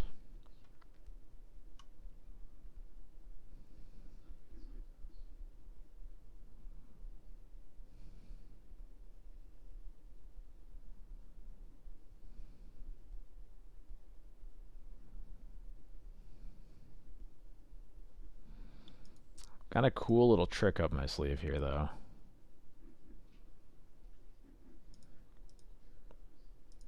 Yeah, the only other decks that I ever played like in a tournament, where I played like Bug Food Chain or Food Chain, um, like forever ago, um,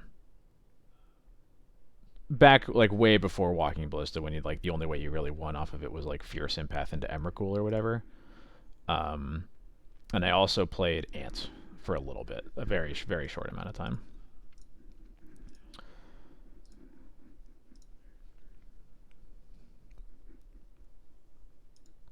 Yes, true. I played Dredge at weeklies. That's the other. That's the other thing. That I think that's actually it.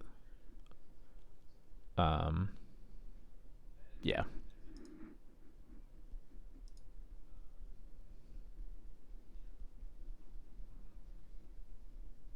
So I think while Sam, it says this is Sam Murphy or is it Samantha Murphy on Twitter. I really should know her.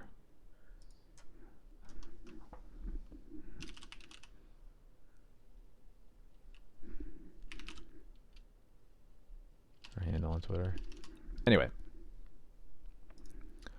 so I think what's going to happen here is I'm going to play Wisp, untap one of my lands. I'm going to attack her down to 9 first, or attack her down to 6 first.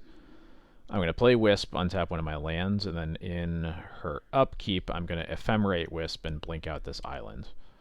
And I'm going to hope that that means that she doesn't have the blue mana to win this turn, when then I'll have lethal in play. That's the hope.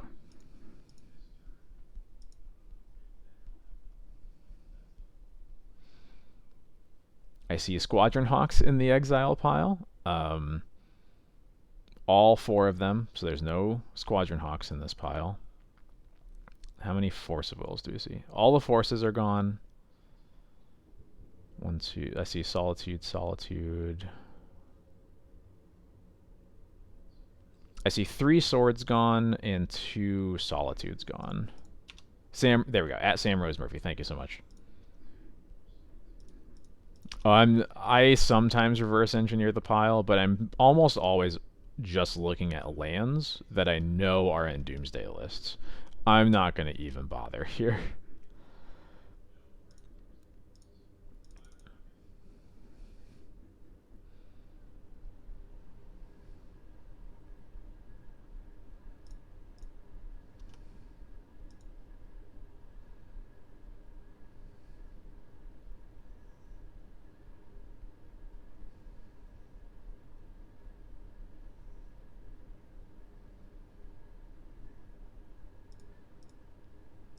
Oh no.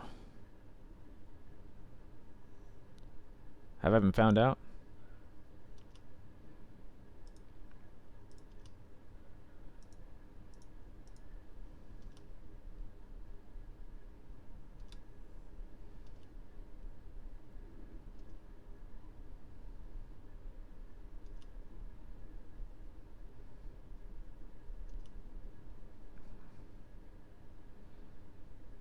Dark Ritual into a Grief.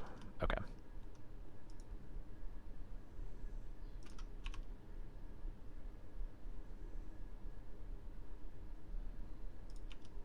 So Ephemerate was not going to help us there anyway, at the very least. I can play this Mom and then put this Yorion in our hands, and I definitely don't want to just trade here, so I'm going to wait.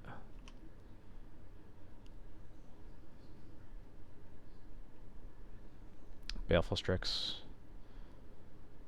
does not draw a card. I Ganjo. Alright, we can give Pro Black and attack for 3.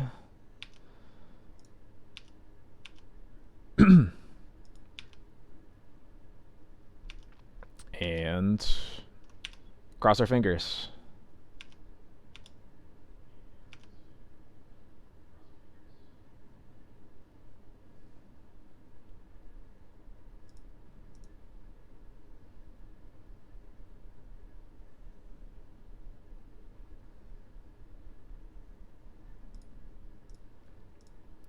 Okay. Maybe playing Yorion there was the right way to go about this then.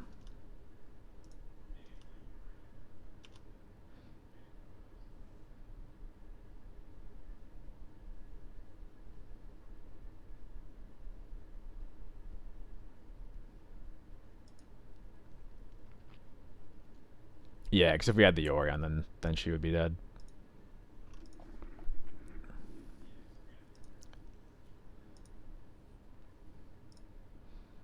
I don't think there's a good reason not to. It means we don't use the Iganjo, but it's clear the Iganjo is not going to matter. I think it's clear enough that it's not going to matter that we should just play it. Yeah, perfect line against Trek's notes. Um, so she has 2 draws. I guess the draws have to be blue land Oracle, right? So we might still be fine here just playing the Yorion and attacking next turn. Even though it would be nice. It would be nicer to have her dead now. I think we might still have this anyway.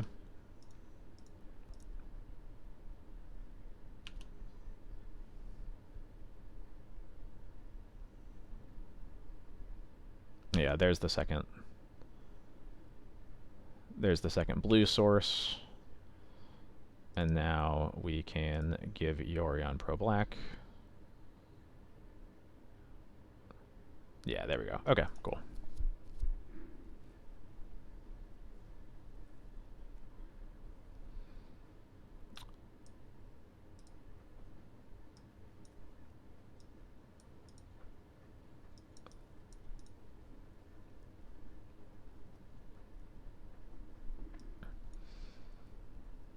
What do I even want here?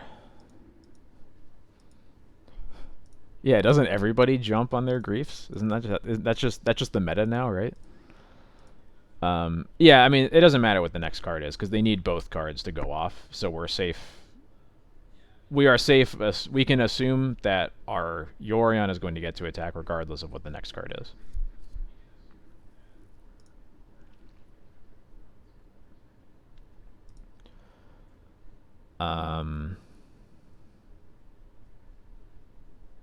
I have no idea what to bring in. I'm just thinking about these judgments because there was a lot of fair cards in the exile pile that we saw.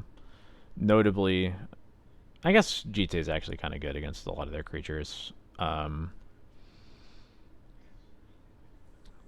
Ephemerate is probably not at its best here. Why did wolf or jump with rebound? Isn't there a?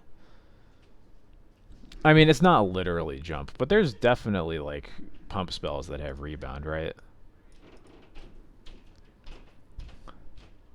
Yeah, whatever. Sash isn't that good.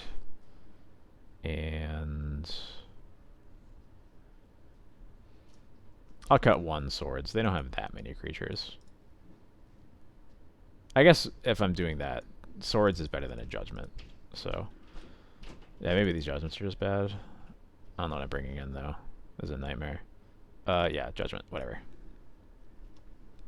Jump with rebound in the basketball universes beyond. Oh my god. Not the NBA crossover.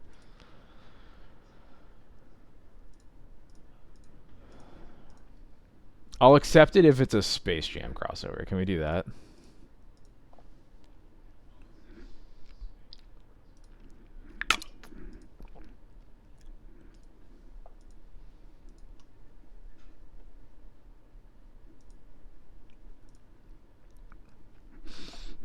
This hand's good enough.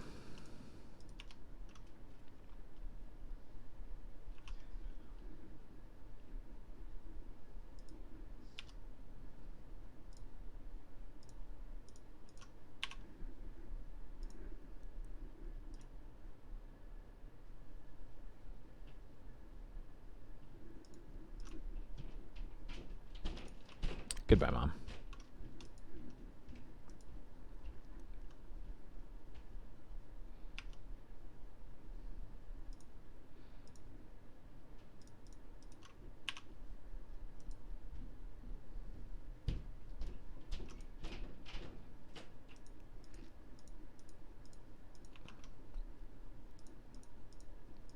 Yeah, I mean, I know they're not all in on Doomsday. Mind Break Trap isn't even that good against Doomsday. I just have cards that aren't really doing anything, right?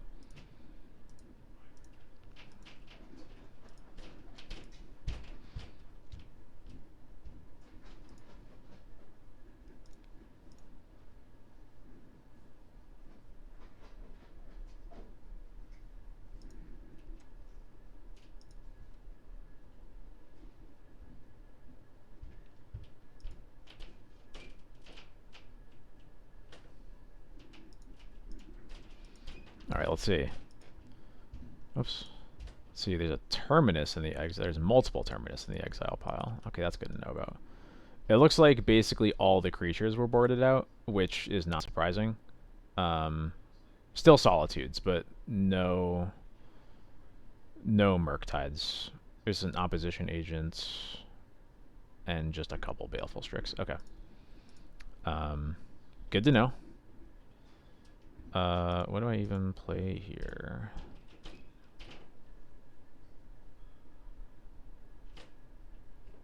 I think I just gotta get a Thalian play to kill him.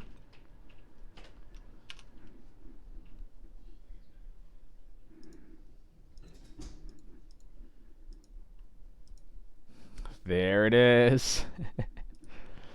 It's Squadron Hawk.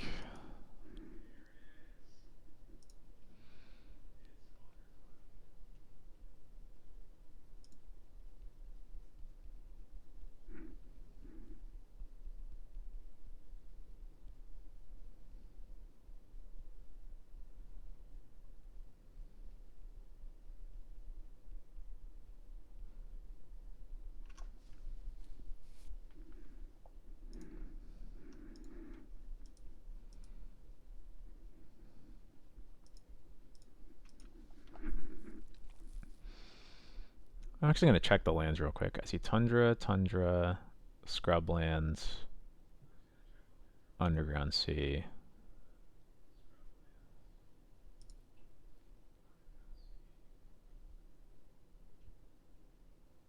Are there any basics? There's an island that's not in the pile. It's the bit is that Squadron Hawk lets you just clear your pile really easily if you just put Squadron Hawks into your Doomsday pile.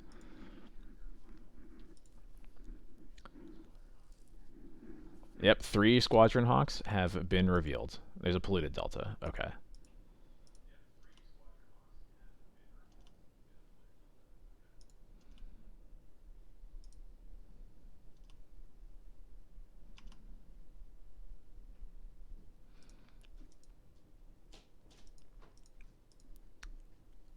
Our only out is to hope that this last card in the library is not a blue source.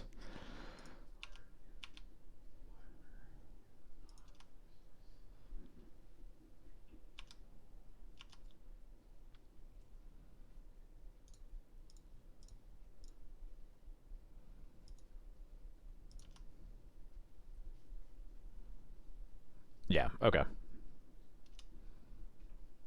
We've been had.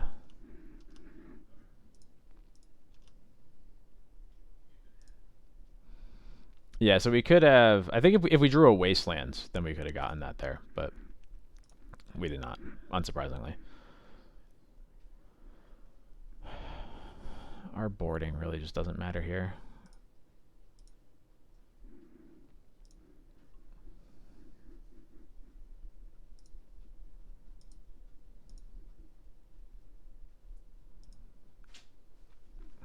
Well, this is good against the slow Doomsday because we can get a Cauldron into play, but it's not great against much else. Maybe worth keeping. We have a Wasteland at least. It's not like we have... It's not like we're really mulliganing to anything other than, like... I get even Spirit's not that good because she can just put Squadron Hawks into her pile and she doesn't have to draw.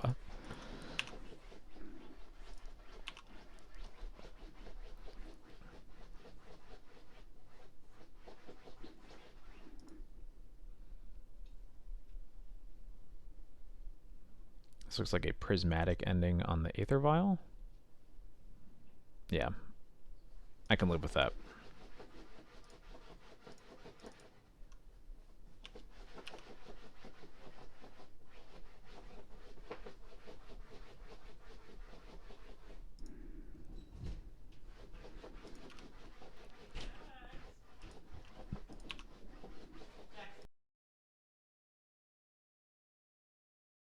Hey Jax, what if you got out of here instead of scratching behind me? Alright, give me a second.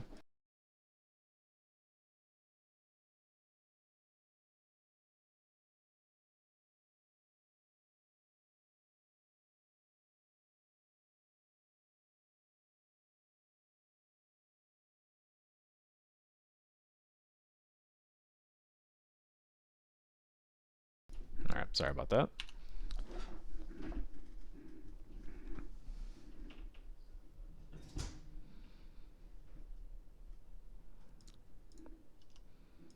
Perfect.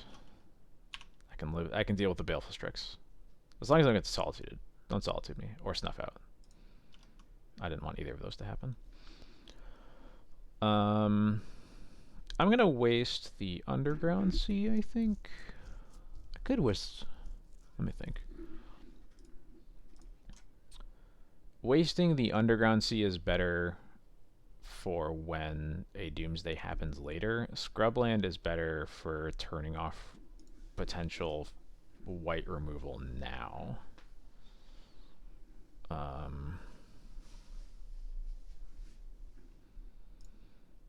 I guess let's see if this Stoneforge resolves, because that'll give us... Oh, yep, it resolves.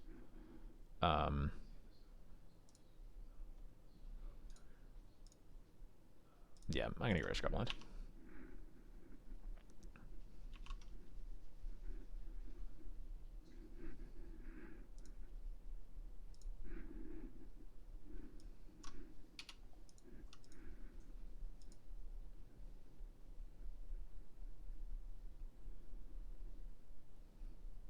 Notably, I should have remembered to take out the Jite and the Council's Judgment for the Sash and the Batterskull.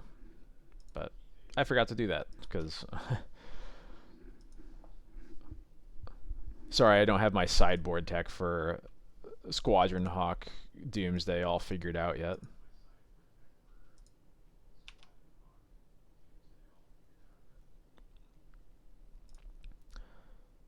Yeah, let's just go for it. Yeah, next article on my Patreon. A mere $3 to subscribe for this amazing content.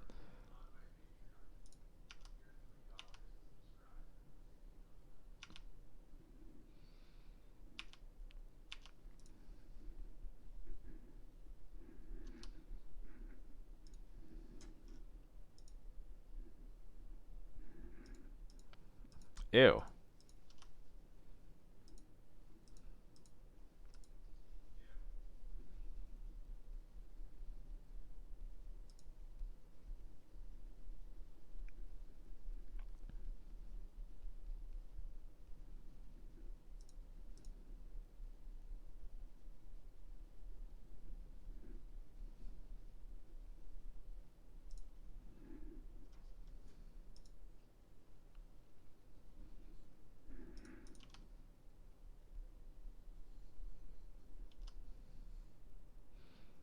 Uh, oh no, I meant to put my Phyrexian Germ token on the bottom.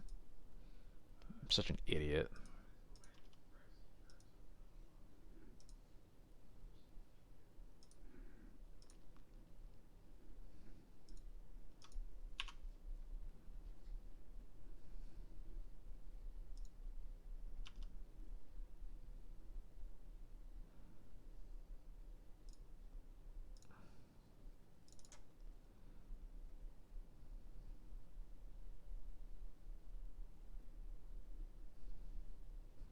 This is a lot more fun than Doomsday usually is.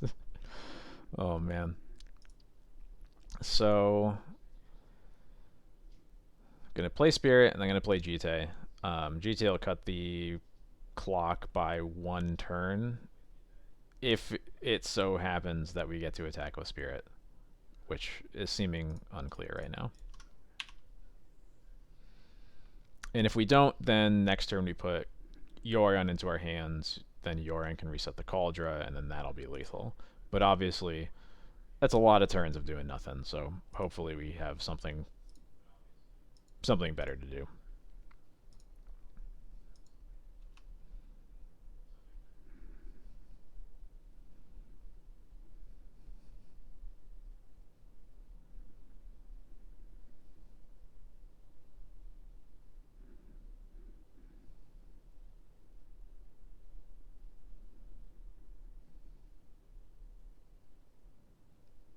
Baleful Strix. Okay.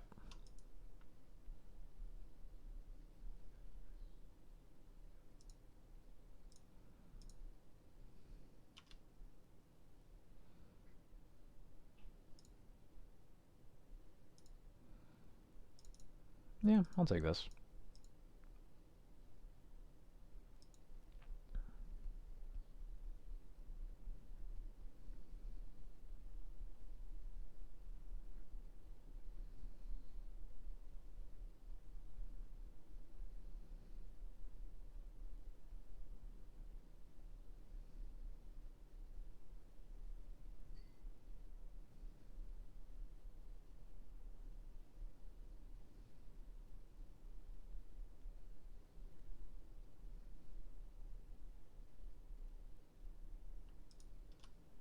Oh no. What's happening? Oh, it's an opposition agent. Okay, I can live with that.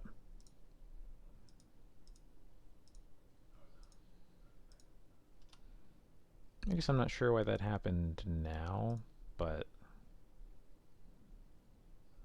not a big deal either way.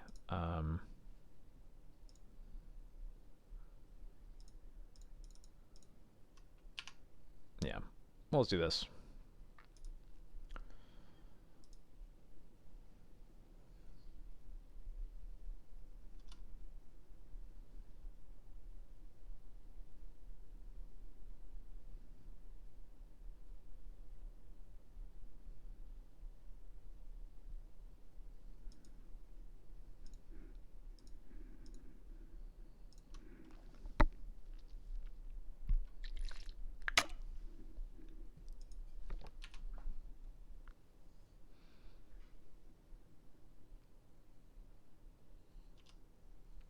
I will take the one.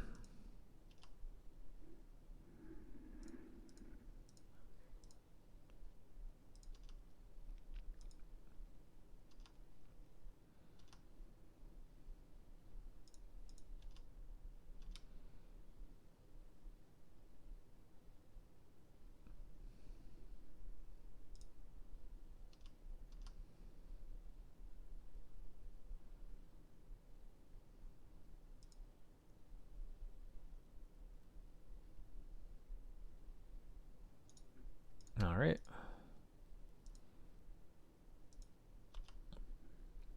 That was somewhat suspected, and it's okay.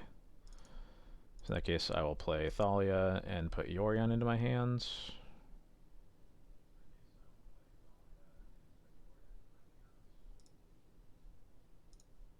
Or...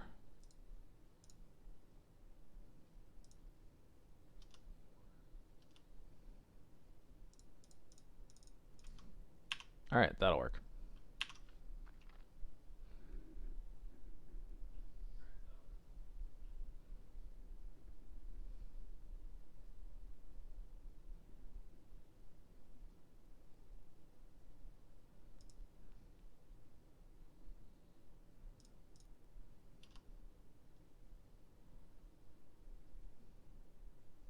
Alright, we got there. Yeah, they got the memo about Ephemerate. learning from me, I guess. That was by far the most fun I've had against Doomsday in my life. So thank you, Sam.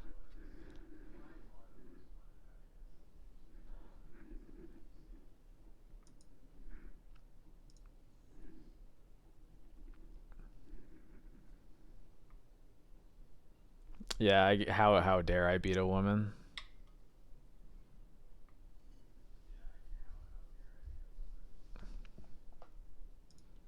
really sorry that I disappointed you all.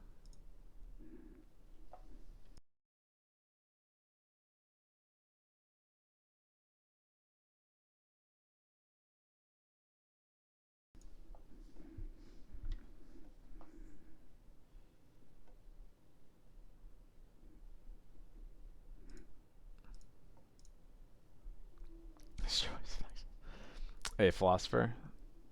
Welcome. Hope you're having a good night. We're having some pretty long ones so far, but at least we're 3-0 in our first league tonight.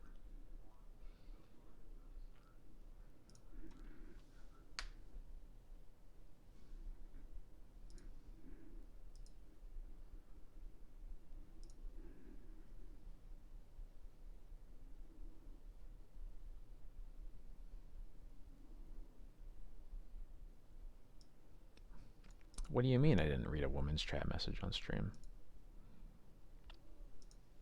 I laughed about destroying them with facts and logic right before welcoming. Oh my god, I'm getting canceled. No, don't do it. No, don't cancel me, please.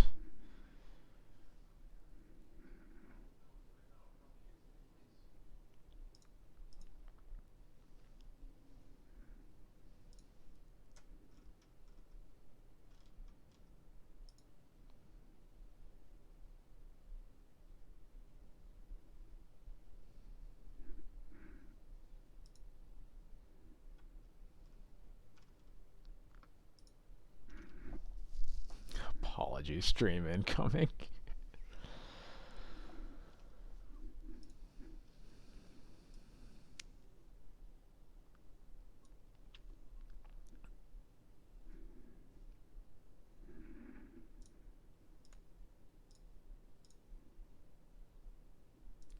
Oh.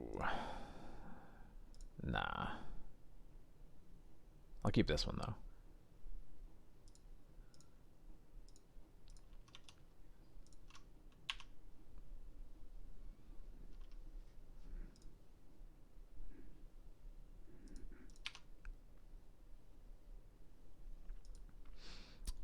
Good night. Thank you so much for stopping by. Thank you so much, friends. Polluted Delta again, huh?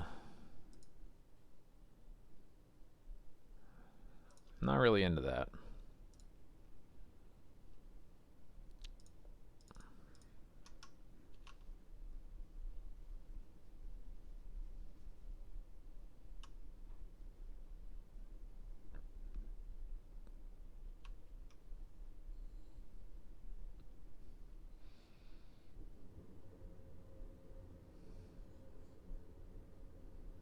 Something else, Esper. Could be, what's the word I'm looking for? The word I'm looking for is breakfast.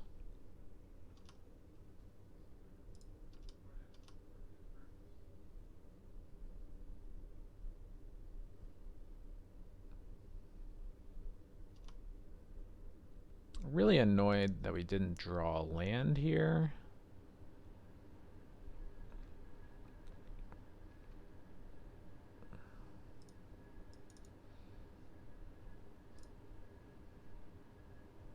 But I think I'll try stone forging for Jite.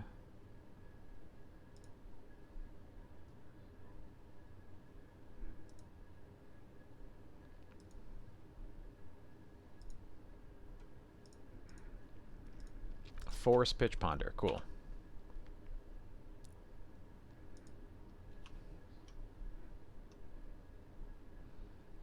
Alright, please do not cephalid illusionist me. It is not breakfast time. Okay, cool. It isn't breakfast time. I'm so smart. What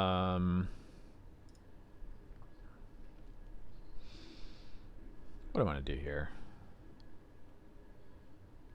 I think I'm going to play it safe. I'm just going to cast Spirit and hold up Swords. And hopefully I draw another land and I can cast Recruiter, hold up Swords, and I don't have to, like, leave myself open to that. If I was casting the Recruiter right now, I'm not sure if I would get it. Oh. Well, that's annoying. I'm not sure if I would get a swords or I'm not sure if I would get like a Stoneforge or a Solitude, but now here's a question. Do I just ephemerate my spirit to save it, or do I wait until recruiter's in play to get value that way? I think I just let this go.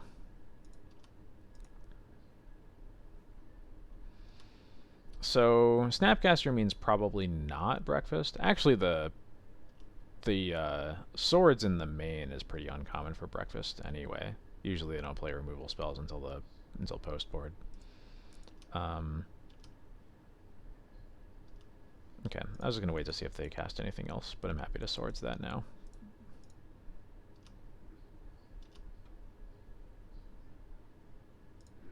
Yeah, I got this vial in play.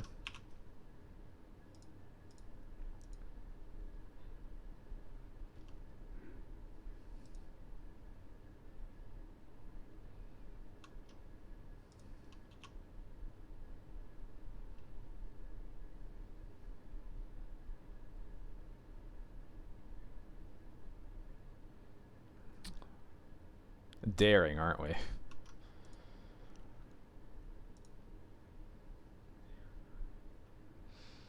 So they're playing some weird Esper deck that just also has White Plum Adventurer in it. I can deal with that, especially with this Skyclave now.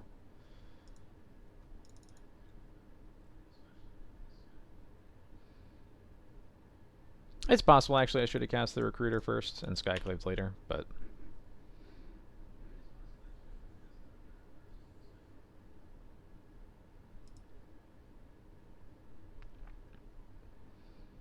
yeah, this is the main reason I was thinking that might actually be the right way to do it, but I think we're going to be okay either way. Yeah, especially if they're forging, I can deal with that easy. I hope it has Squadron Hawks, that would be cool.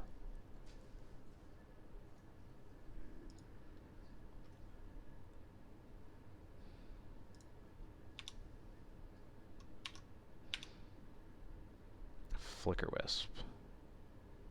Yeah, sure.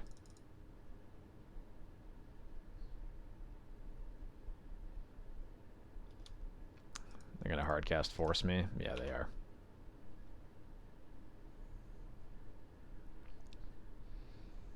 Well, their cards are lining up really well against ours, so there's a chance we'll lose, but I'm still feeling alright.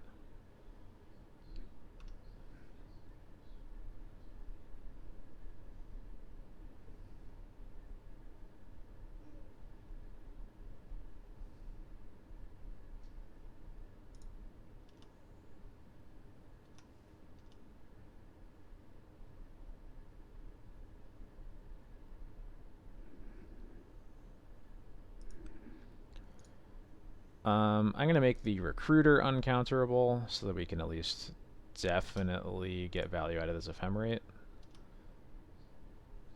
So what I'll do here is recruit for a Flicker Wisp, and then we'll try to Wisp.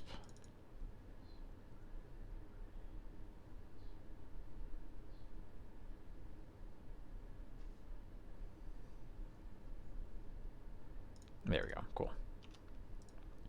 Alright, illusion token's out of there. That problem is all solved.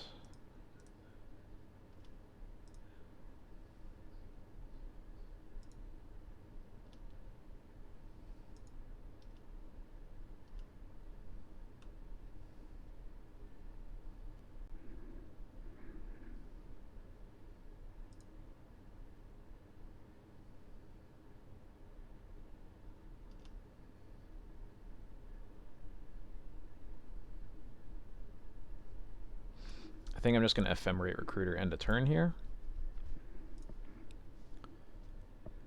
If it gets out a removal spell, it gets out a removal spell. If not, it means I get to probably start getting a Stoneforge and then maybe a Skyclave after that, something like that.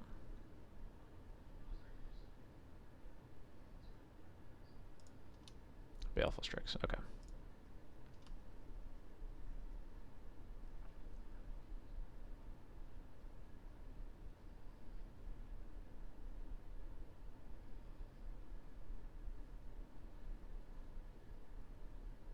Are they trying to prismatic ending something? That's even better, because now I get to ephemerate the wisp.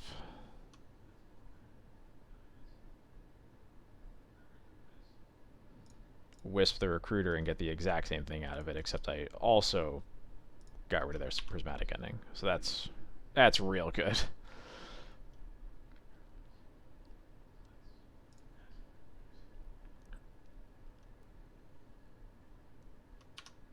I'm definitely going to get a Skyclave here to deal with this Baleful Strix. And then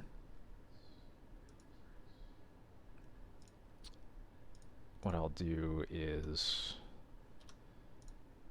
activate Vial now to Skyclave this, and then we'll take Vial up. And now Ephemerate comes back, and we'll rebound on the Recruiter to get a Stoneforge. Damn, that felt good. Yeah, Stoneforge, there we go. And we draw a Mom. I'm happy with that. Cool, so now we get to take the initiative so they don't get to Throne. It's obviously a little scary that all they need is to draw another White Plume, and then they Throne right away. But they don't have one now, because they would have cast it if they had it.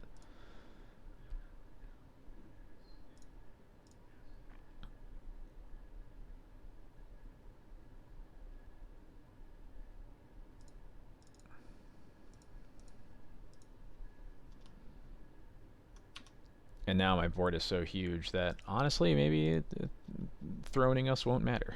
We'll see.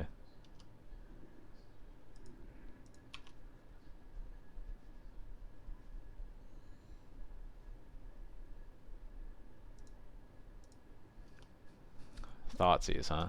Resolves.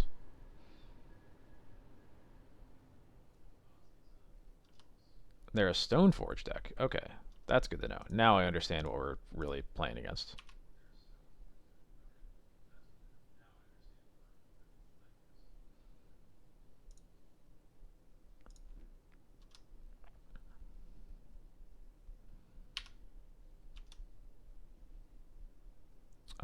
We are going to scry.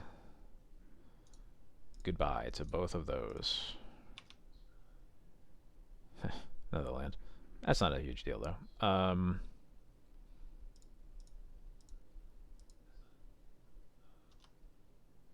Yep, I'll attack with Wisp.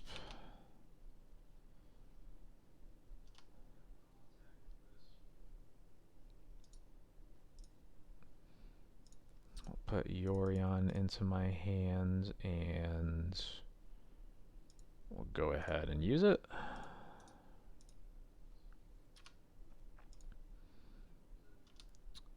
We'll flicker Stoneforge, Recruiter, and the Wisp. I don't really know what mana I'm targeting. Probably white. So I'll go after the Tundras first. Now these come back. We get to Wisp the Germ. And then recruit for, I don't know, anything will probably get us there. I'll get a Solitude for a hard answer to anything. We'll get a Batter Skull here, and then Wisp that token, and then we'll port the Tundra in the upkeep.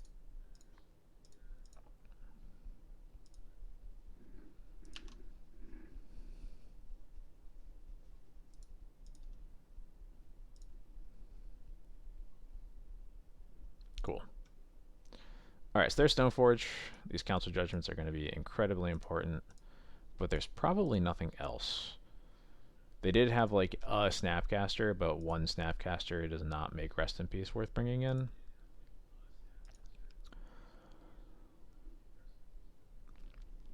They had Baleful Strix and Snapcaster, so I think I'm going to keep in the GT. Definitely going to keep in Lauren. What don't we want here? Most of our deck is just good.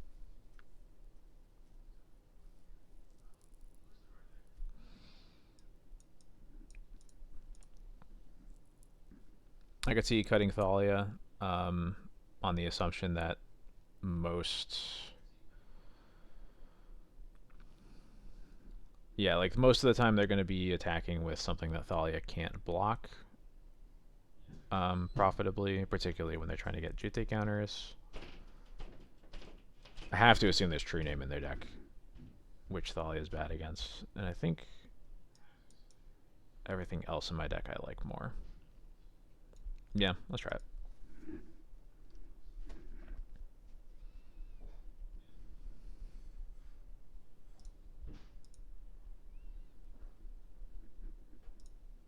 The Batterskull in this hand is a little awkward, but I think it's otherwise fine.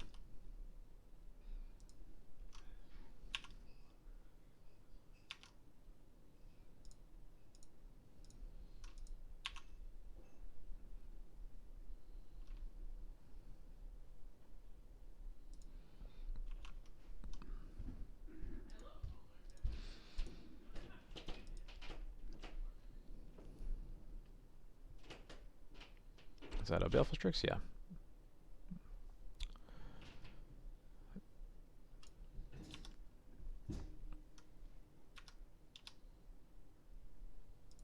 Okay. I will not cast the Spirit here. I'd rather make them use removal on the Mom first.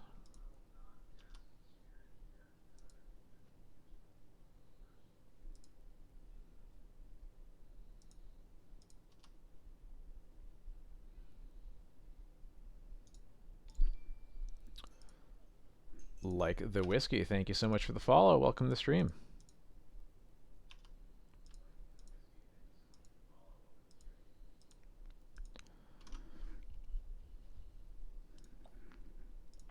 I really hope we draw Swords or Skyclave here. That would be pretty slick. No.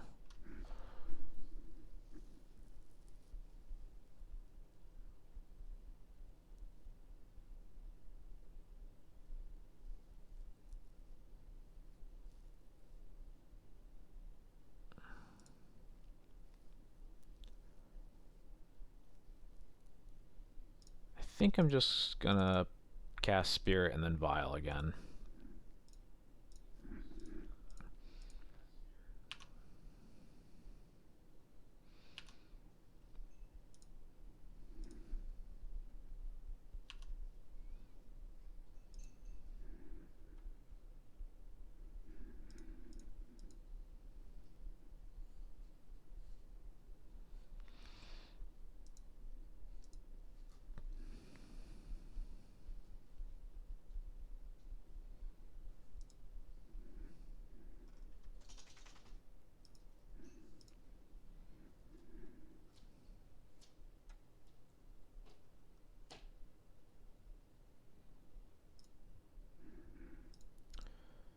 Thought Seize is a bummer because we've drawn a lot of lands. These cards aren't great, but you know.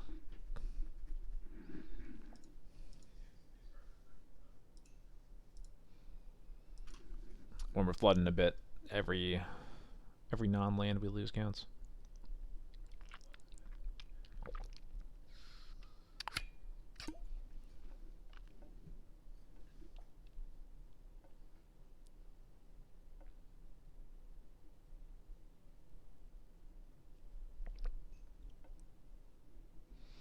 I was Jackson on camera for a bit. Is he behind me then?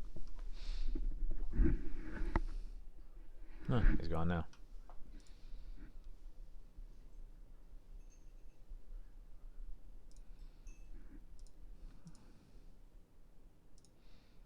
And there's Stoneforge, yeah, okay. This is where it gets a little bit concerning. Okay, he went upstairs, yeah, that makes sense.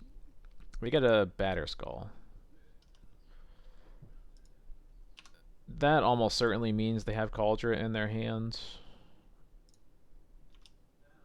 Or they're a coward. One of the two.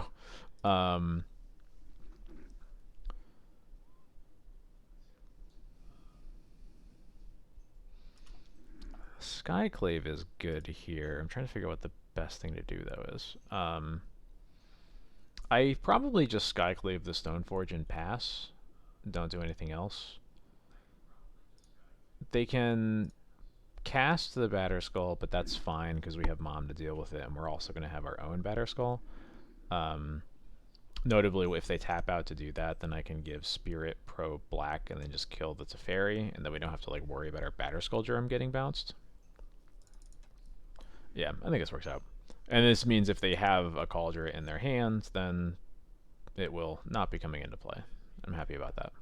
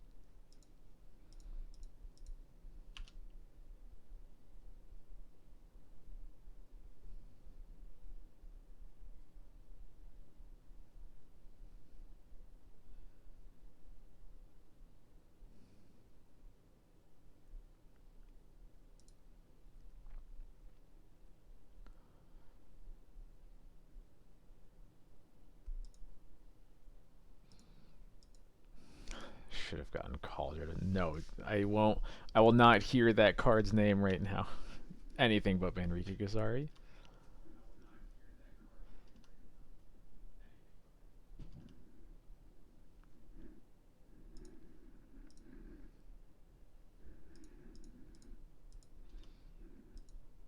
Alright, Teferi's on 3 counters.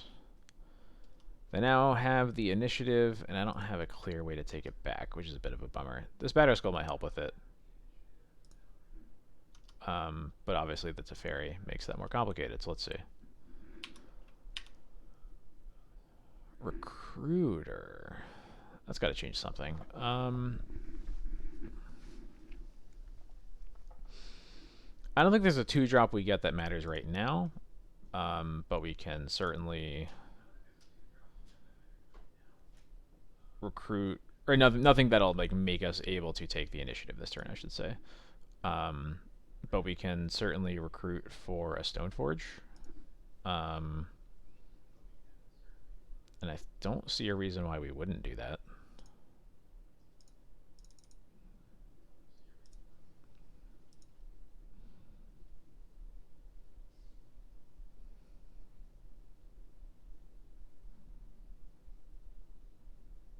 Okay, they have played that Plains out. So I guess they'll probably try to hardcast the Batter Skull next turn. That makes sense. I guess there may be a reason to not cast the Recruiter is that it can be countered.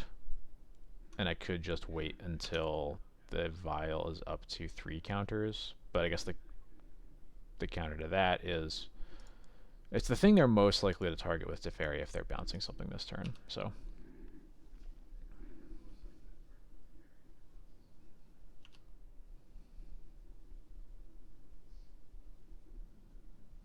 okay, Manriki Gasari with initiative. Okay, if they print Manriki Gasari with initiative, I actually don't know if I would even play that. How much does Manriki Gasari cost again? Is it 1 or 2 mana? Wait, I can just do this in my chat.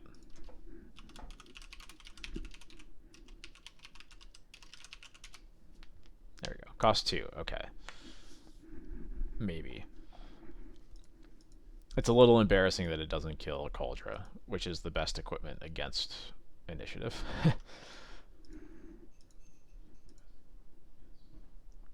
Oh, that's a bummer. Oh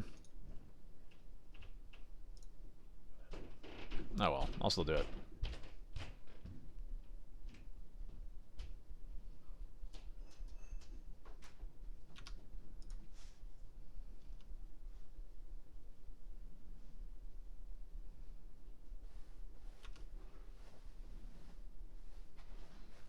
Probably an argument for actually getting Jite here over Cauldra. Um,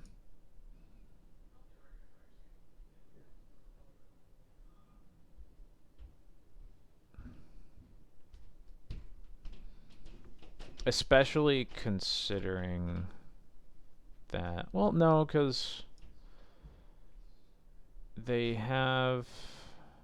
I'm just trying to decide how much this prismatic ending means that they have more removal in their hand versus they're just trying to slow me down enough.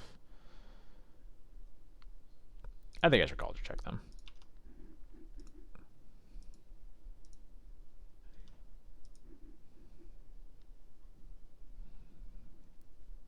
They only need one removal spell, since they can Teferi try to bounce the Stoneforge. I pro white, and then they can do something else.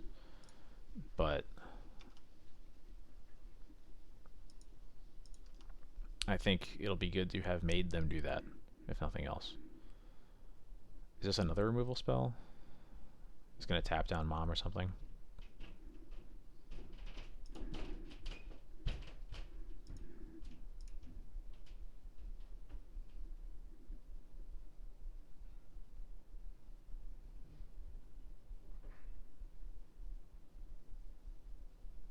They're really thinking about it. Sure, okay.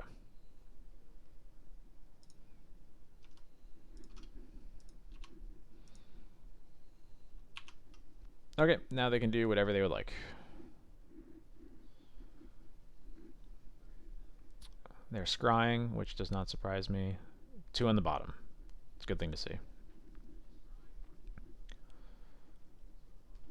Teferi bounces the spirit, sure.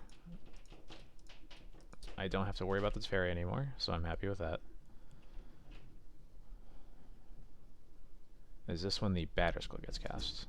No, it's when another Teferi gets cast. Gross.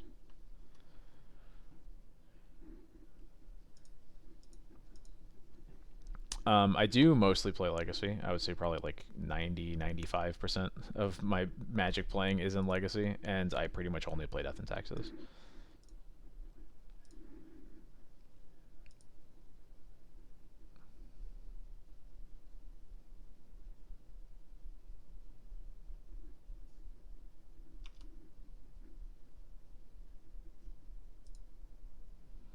Okay, so now their Stoneforge has gotten a Cauldra. So they have Cauldra and Batterskull in hands. This Lego Bob, thank you so much for the follow. Welcome. Let's see, they have white mana up, annoyingly. Although, okay, I don't think that matters. They would have killed the Stoneforge if they had anything.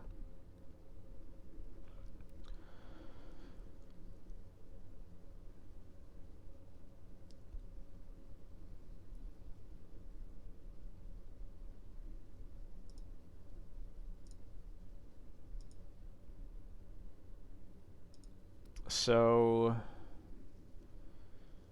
we can put Cauldra into play and attack. They have to block with basically everything in order to not let me take the initiative. At which point I could hard cast Batterskull, I could put Yorion in my hand and then cast either Spirit or Mom.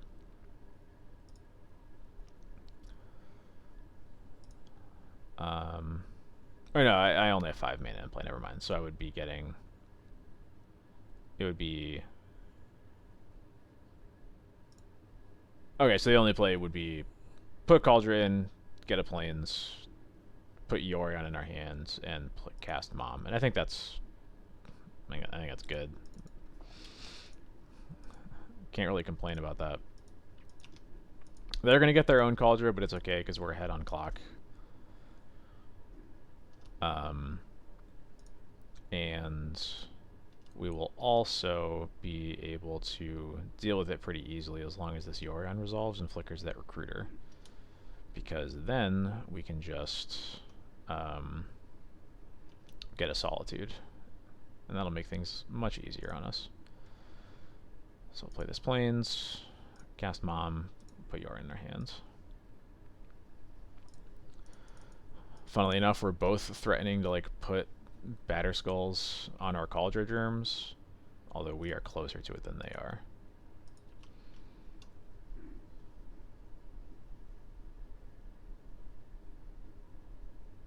That's true. Play to the board against them. That's what I always say, starting as of when my article got published today. Okay, they plus to fairy.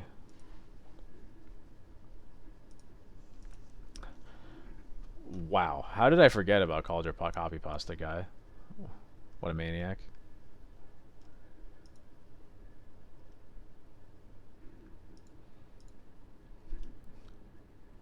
Excuse me? They're just not attacking with Cauldra? That's really weird. What's going on?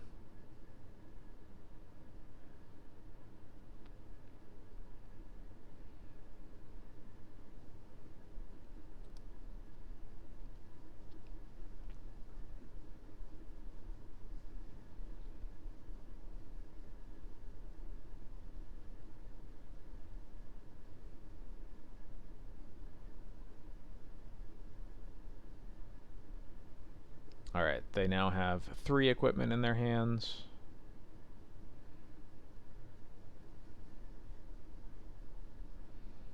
Are they using their Cauldra as a blocker? I'm just confused because like the white plume means that it's going to be a blocker anyway. So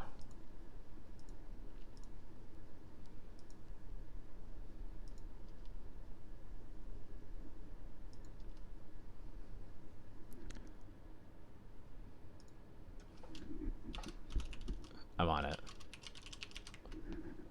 I think this is going to work.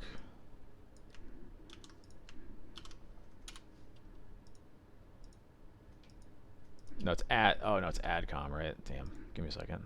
I gotta look at the MTGBot documentation real quick. Yes, AdCom, that's what it is. Let me make sure I'm doing this part right. I'm wasting time, but it's worth it. Got it. Okay, here we go.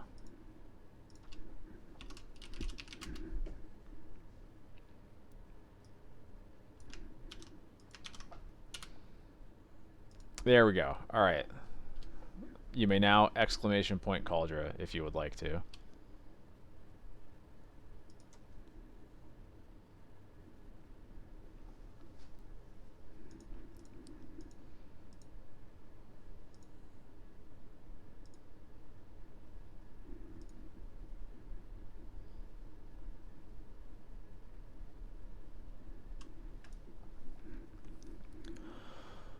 Okay, back to the actual game I'm actually playing. So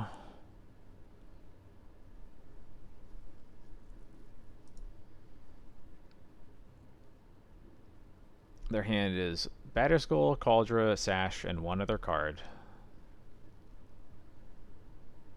I think we just start by attacking with our Cauldra,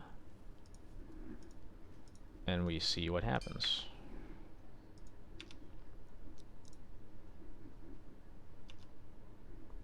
League is going well so far. Yeah,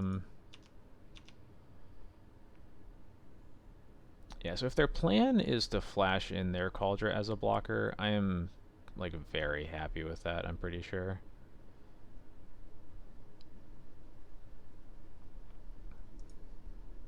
Yeah, 60 card truthers are a different breed. It's pretty wild.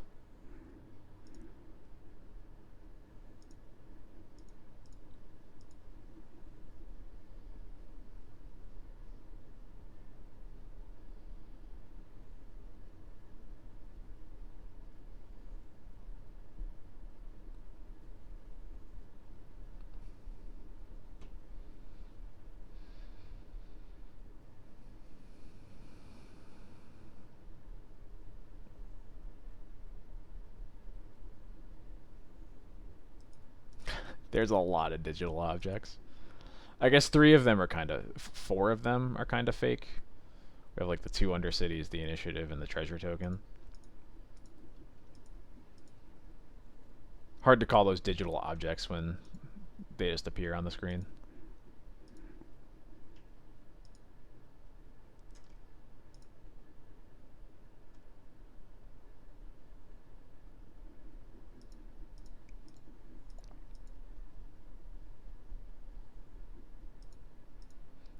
So far, we've played against Mono White Initiative, Blue Black Shadow, and then last round we played against Sam Murphy playing a very funny Doomsday deck playing Squadron Hawks. It was the most fun I've ever had against Doomsday, and it was not particularly, and that's not particularly close. The games were actually pretty close and interesting. Um, it'll be a fun one to go back and look at. Yes, they're just putting in Cauldron to block.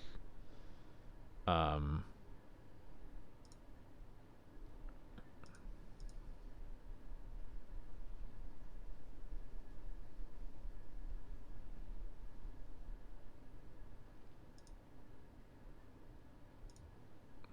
well, what if you didn't?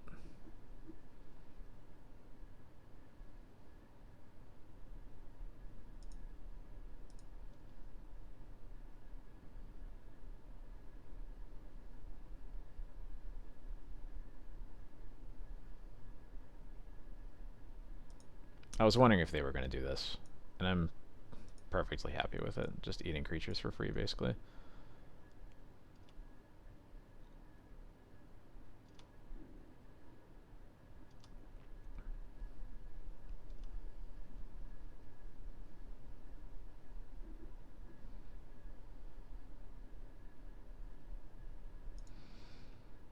So I'm going to Yorion this turn.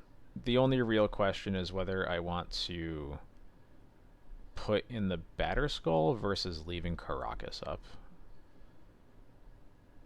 I think I'm leaning towards leaving Caracas up because I'm not sure how they win if I just get to use this Yorion twice.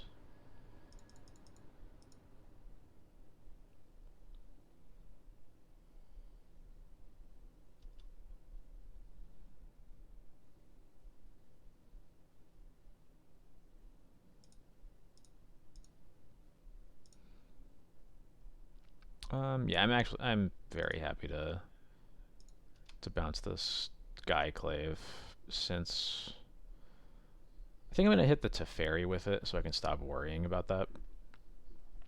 There's an argument for hitting the Stoneforge instead, but what is this?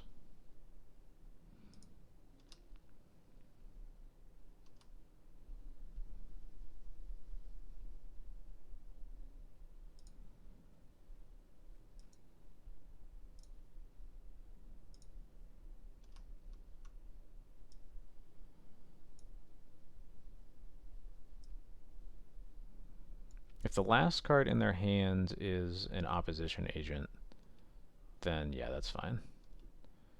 The nice thing about all of our tutors is that we can just say no to them. So, whatever.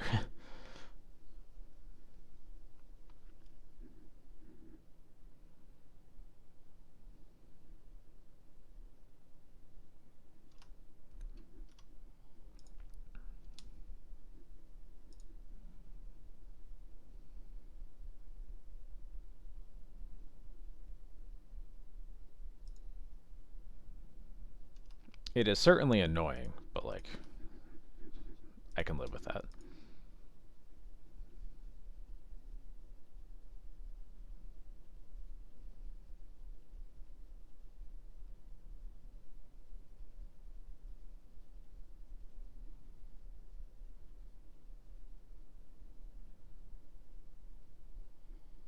Okay.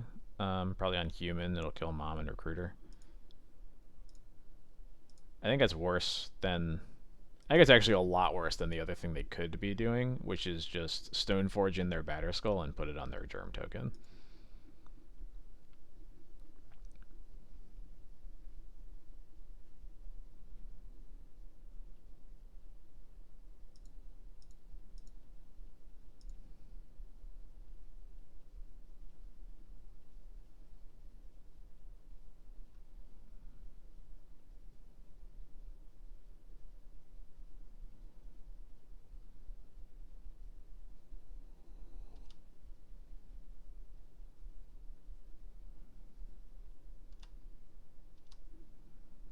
Yeah, this board is wild. If we draw like a Solitude, or I think if we draw swords, then we might just like win the game.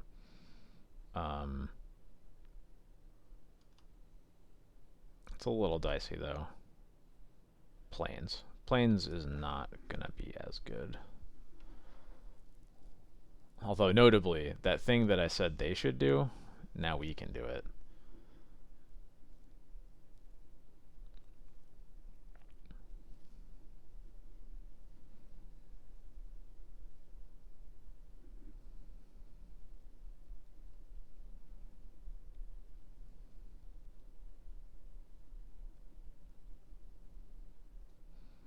I think that's probably the best thing to do, honestly.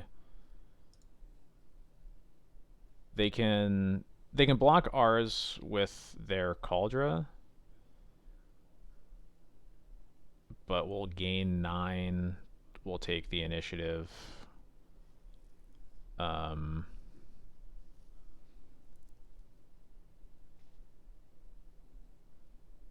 I guess the main problem probably is that we would have to wait until next turn to reset our equipment, and maybe that puts us a little too far behind.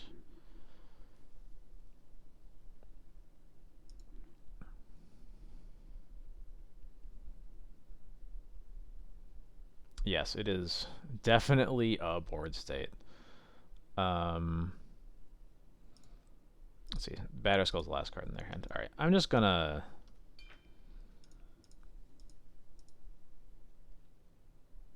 Yeah, okay. I think I'm just gonna attack with Cauldra. And we'll do a Yorion reset. Take this trade, that's fine, yeah.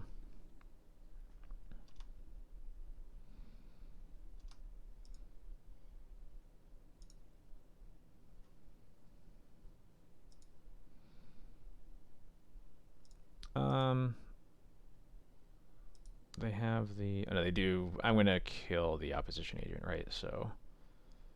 Yeah, okay. So I'll do this.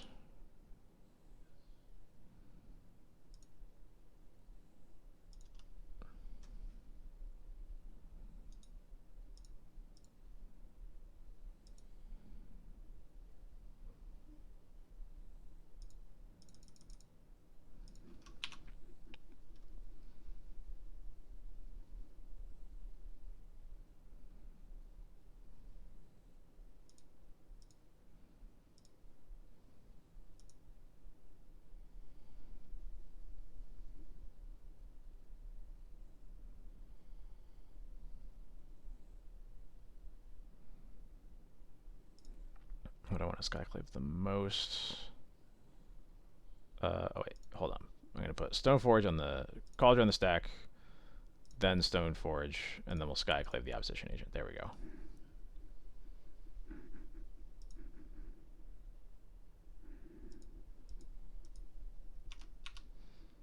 I will grab Jite here.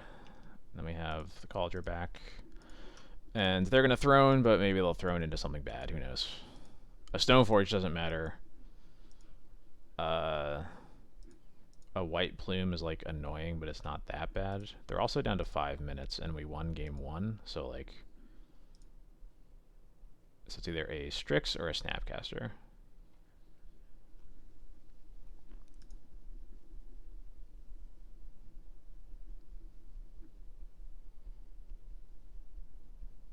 Let's Snap, okay. And they target swords to plowshares, which makes sense.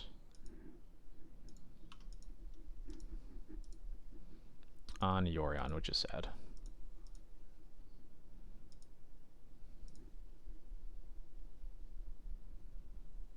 But they don't get to use their Cauldron this turn, right? 1, 2, 3, 4, 5, 6. Oh, no, they could if they use the treasure tokens. Never mind.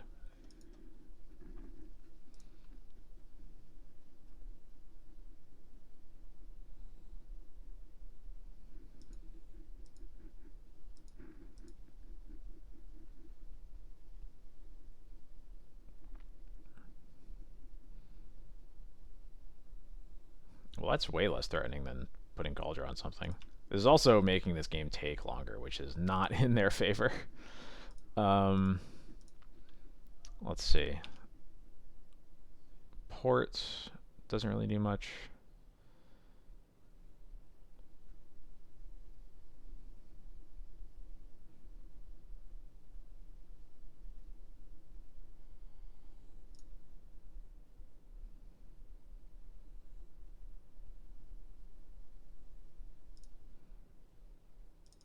Yeah, I think I just want to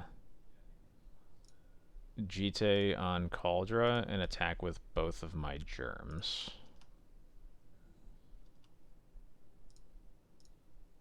I guess I could potentially move the Batter Skull over. That's a lot worse against the swords, though. Maybe I just have. Maybe I can't play around that. Maybe I just have to make it one big one.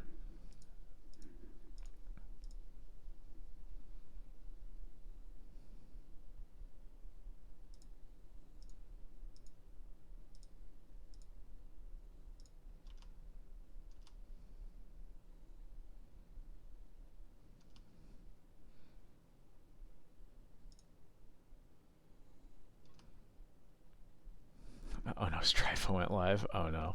Alright, later. What benefit do I see to Death and Taxes compared to Initiative? In all honesty, not a ton, other than the fact that this is the deck that I play, and I like it, and I'm going to keep playing it.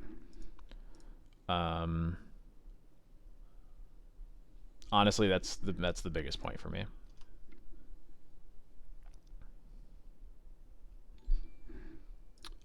Yokel, thank you so much for the follow. Welcome to the stream. Yes, and it will still be here after Initiative is banned, which is not guaranteed, but it is pretty close to it. What do I want to do here? I think I am going to put Batterskull.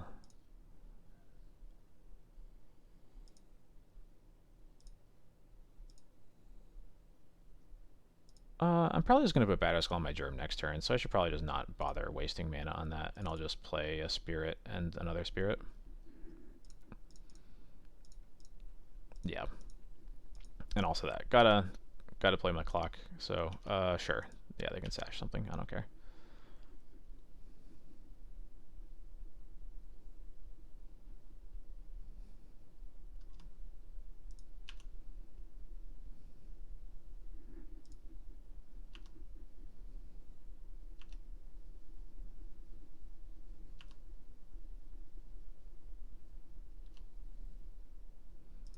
Still had a base. Oh yeah, I guess that would make sense. They have an island.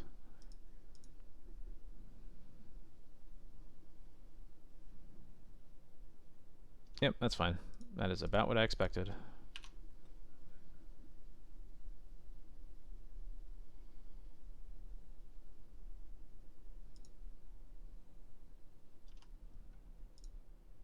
They have a white mana up, so I probably won't bother. Let me see. So, I'll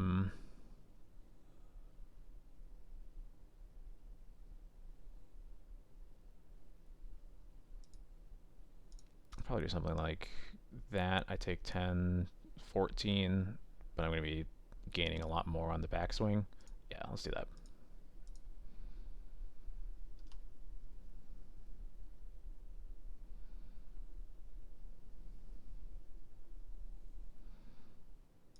That's fine. I will just give it -1/-1 at the end of the turn.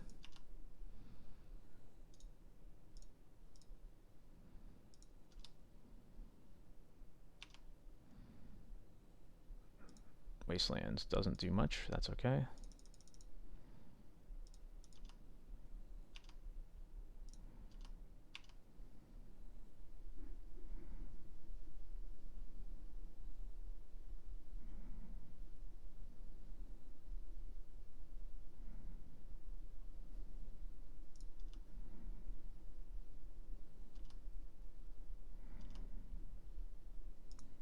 Definitely lost well in here. Oh. Oh, yeah.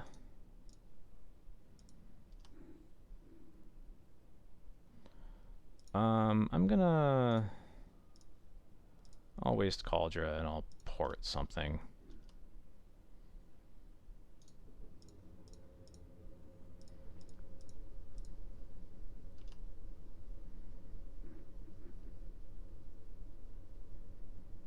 Sure.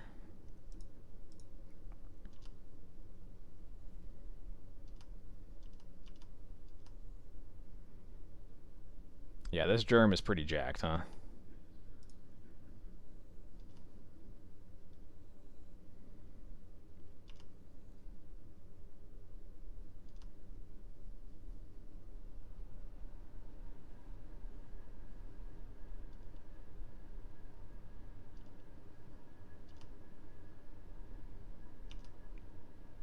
Okay, I think as long as this Ephemerate resolves, we win the game.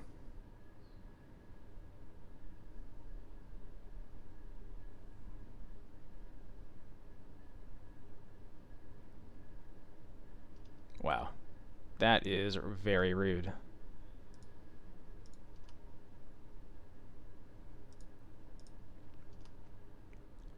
Um, I wonder if that gets us. I guess it probably does, doesn't it?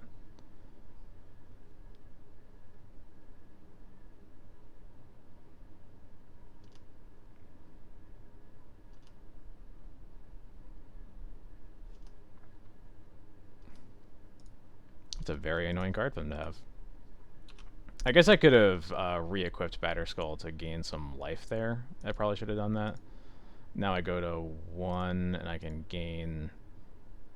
Yeah, I can gain 10, so I'm a little bit short. I'm up on clock here, though, so...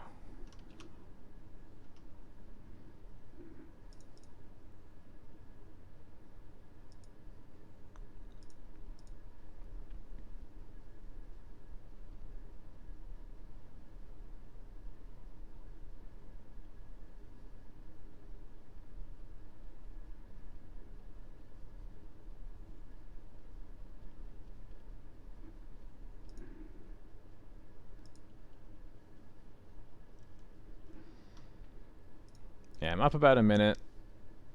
I can get through my turns faster, so I think we're going to be okay.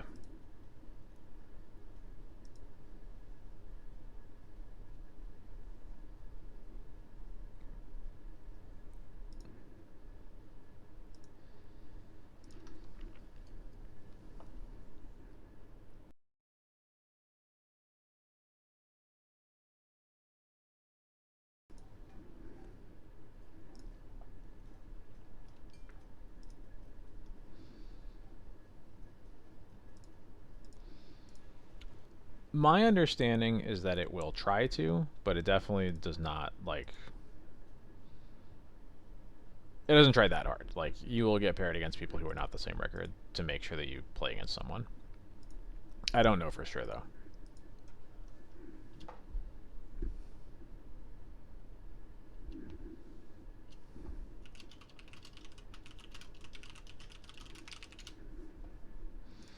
I would love to play first. Reveal Yorion. Keep.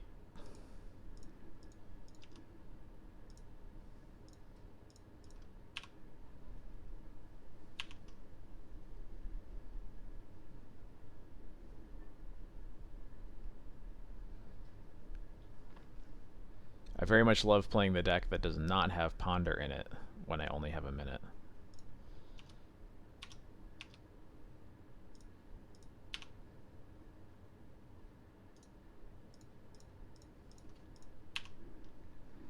Yeah, right.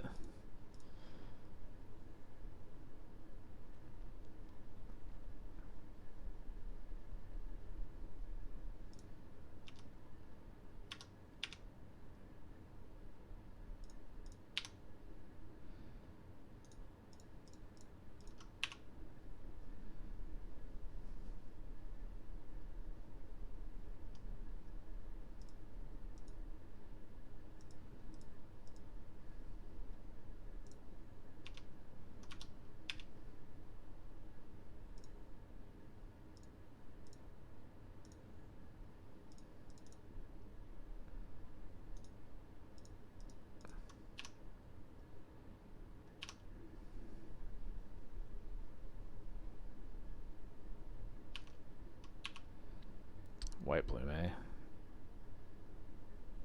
It's a lot of triggers they're going to have to resolve, huh?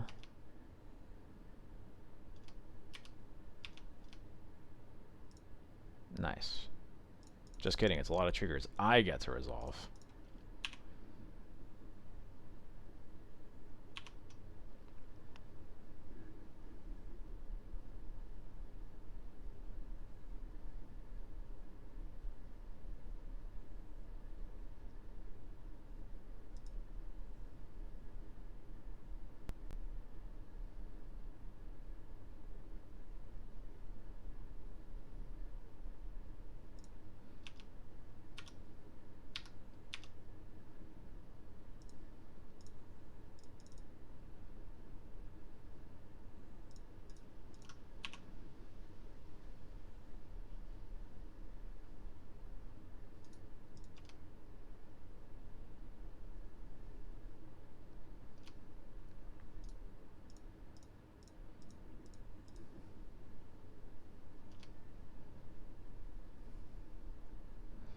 Yeah, this one is in the bag. Sure. Let's give them more stuff to respond to.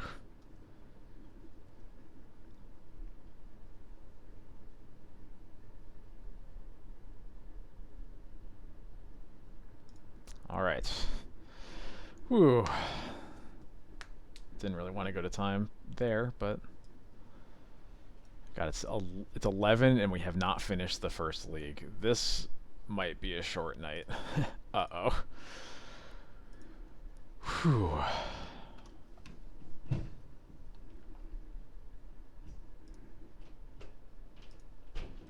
While we're waiting, for those who aren't aware, I just today released a new article on my Patreon going over the initiative matchup with Death and Taxes, which I think is actually pretty good. I think a lot of people are kind of dooming about it. I think a lot of people also are just playing initiative because it's the more broken white deck, and I get that, but I think a lot of people just think that D&T is worse, and I don't think that's the case at all.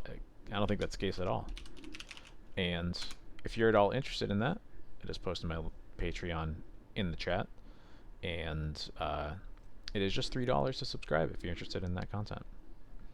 I do also have another matchup primer for 4-color control, and there's going to be more like that coming soon. My next article is going to be all about the Elves matchup with Death and Taxes, which is another matchup I think people think is way worse than it actually is.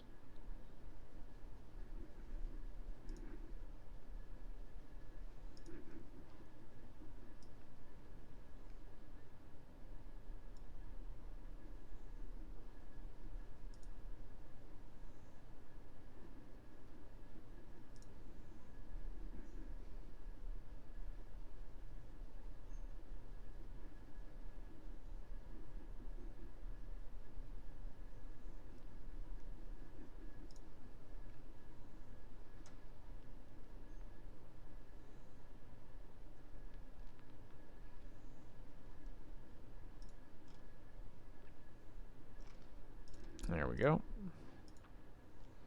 Let's get into it. This hand's a little weird.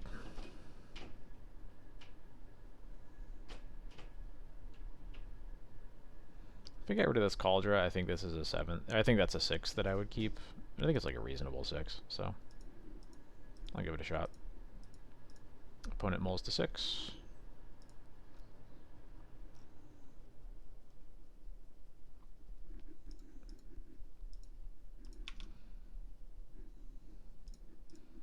Recognize this name, but I don't know what they play.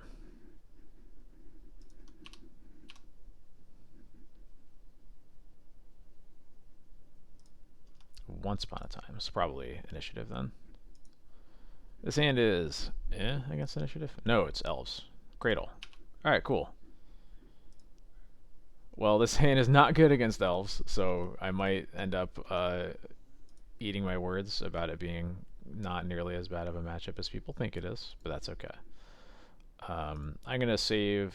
Findhorn Elves tells me this is probably a Fiend Artisan build, so I'm going to save swords for that, because the 1/1s themselves just don't really matter that much. Or for Reclaimer. Reclaimer is another one that I would like to kill.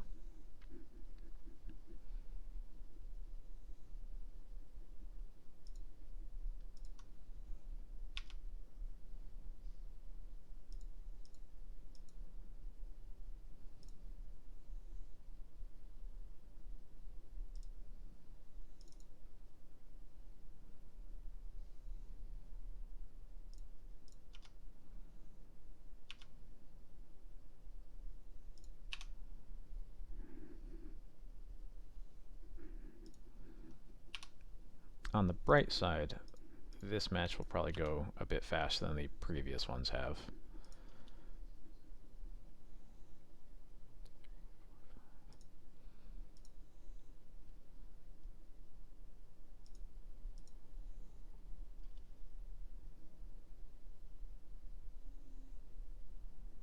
I wonder if there's actually an argument for just solituding this Dryad Arbor, because now they can natural order us.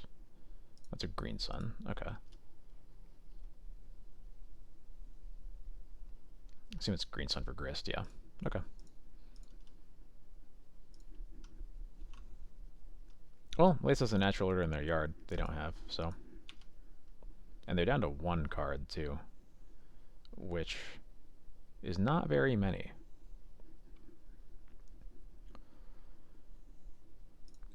I think it's worth killing them. I think it's worth killing the Reclaimer because the Thalia is not going to be able to attack after 1 more turn. And we don't have anything else going on. I think that's the main reason we want to kill it.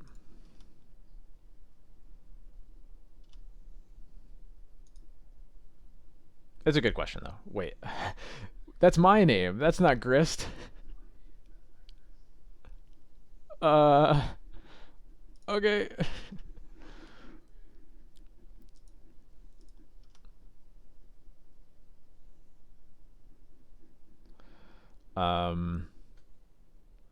In all seriousness, I think I'm gonna play Sash here.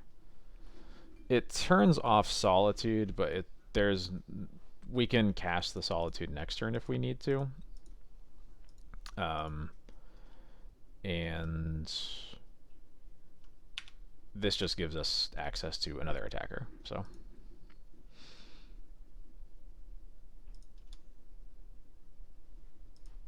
They've milled over a Natural Order and a Green Sun Zenith, which are cards I'm glad they didn't draw, so that's cool.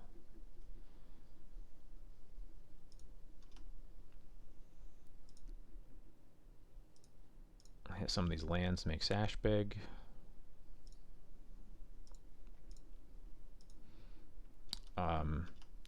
We're kind of playing into kind of one of the big reasons I am not super afraid of this matchup is that like Natural Order is like the only card that matters in a sense, and it's really scary. They will win when they cast it, but when they don't, they just kind of sit around not doing a whole lot.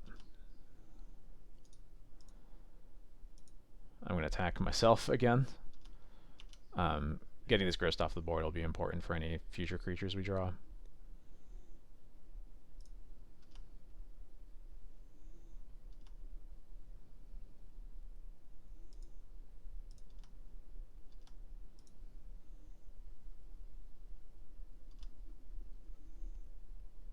I don't think it's worth trying to field the Cradle when they have as much mana as they do. They're going to be able to cast anything they want to.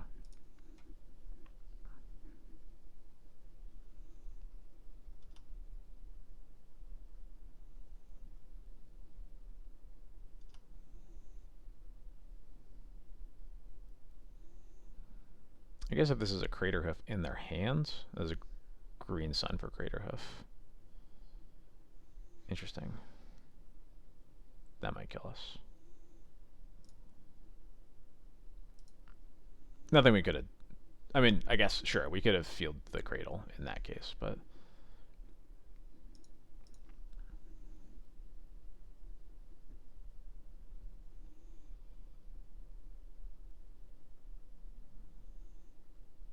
I think a big thing about playing against elves is that you just have to understand that they're not...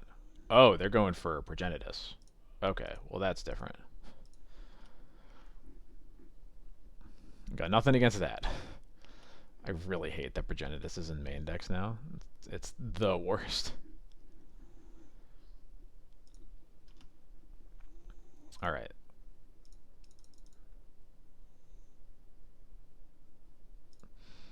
I have one plan. And it is to make this Lion Sash into a creature so big that Solitude can gain so much life. Although I guess we'll see if they even let us do that. They might not. Yeah, it sure is Protogenesis.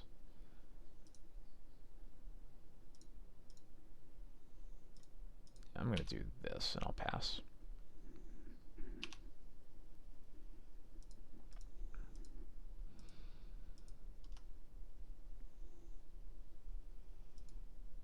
Field then Sash on turn 4. I would have to think back to what that turn was to say for sure. I honestly don't remember very well.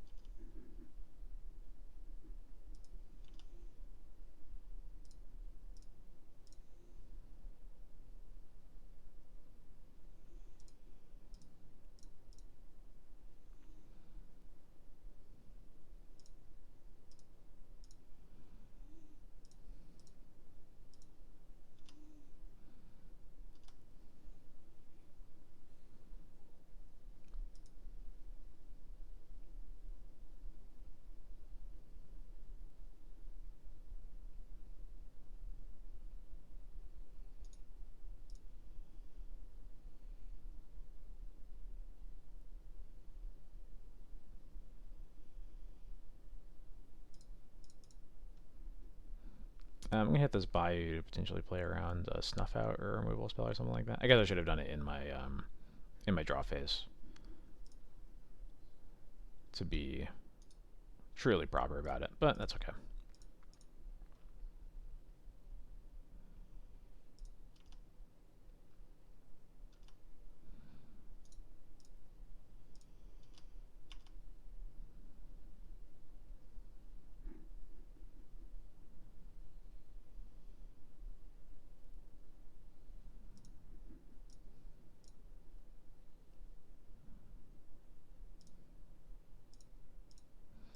Alright, we are at least gaining 10 life once. I assume Grist is going to kill the Solitude after this, but we got somewhere.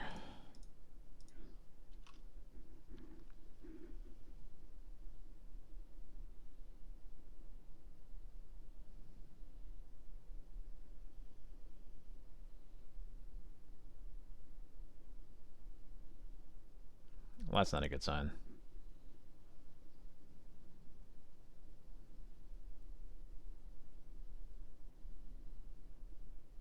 Just top decking a lot of Green Sun Zeniths, huh? Yeah, bummer.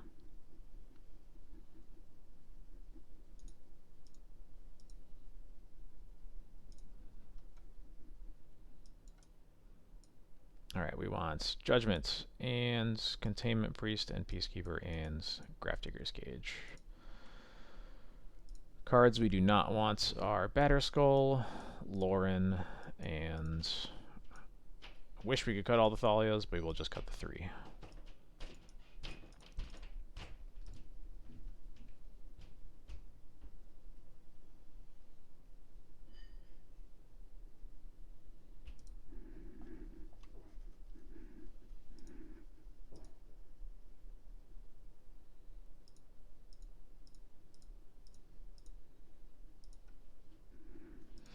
Yeah, just for the record, at this rate, we're definitely going to call it after this league. These matches just went way too long to really justify playing another one.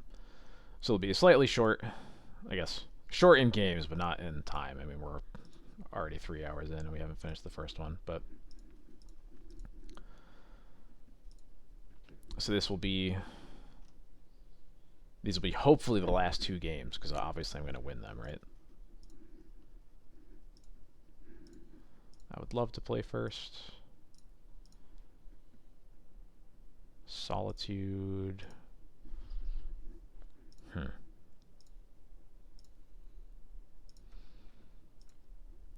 I don't hate this hand, honestly. It's definitely awkward, but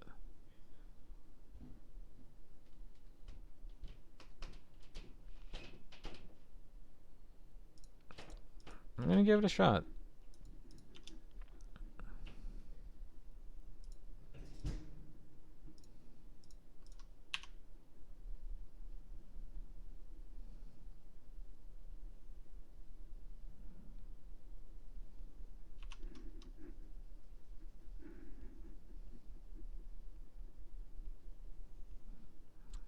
Ugly Llanowar Elves, goodness.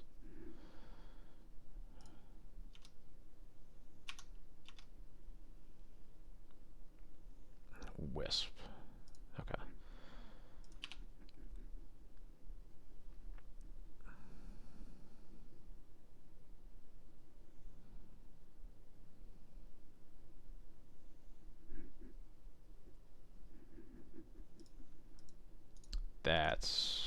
That's kind of rough. It could be worse, but yeah. I mean, I'm glad I didn't play the GT that turn, that's for sure.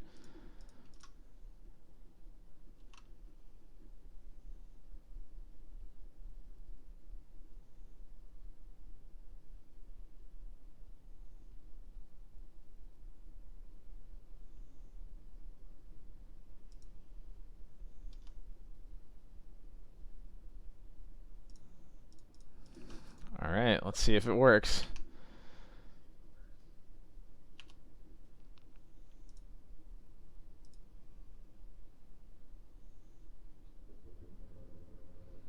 I'm thinking about whether there's a good argument for solituding one here. I think not. It doesn't keep them off casting a natural order.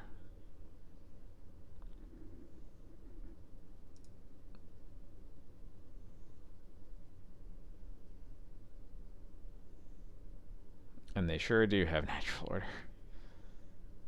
No, Green Sun. Okay.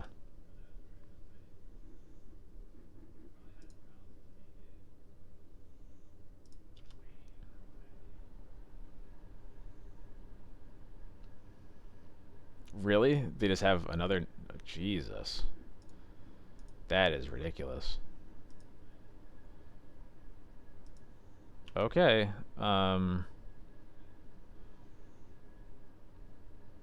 Well. Right on time. Wow, okay. Damn. Like I said, Natural Order is kind of the only card that matters, but sometimes they just have it in their opener all the time.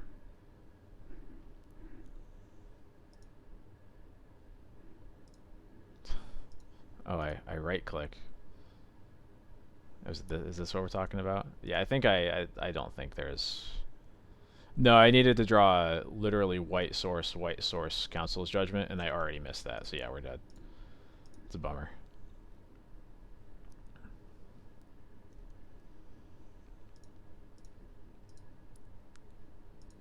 Alright, well, thank you all for stopping by.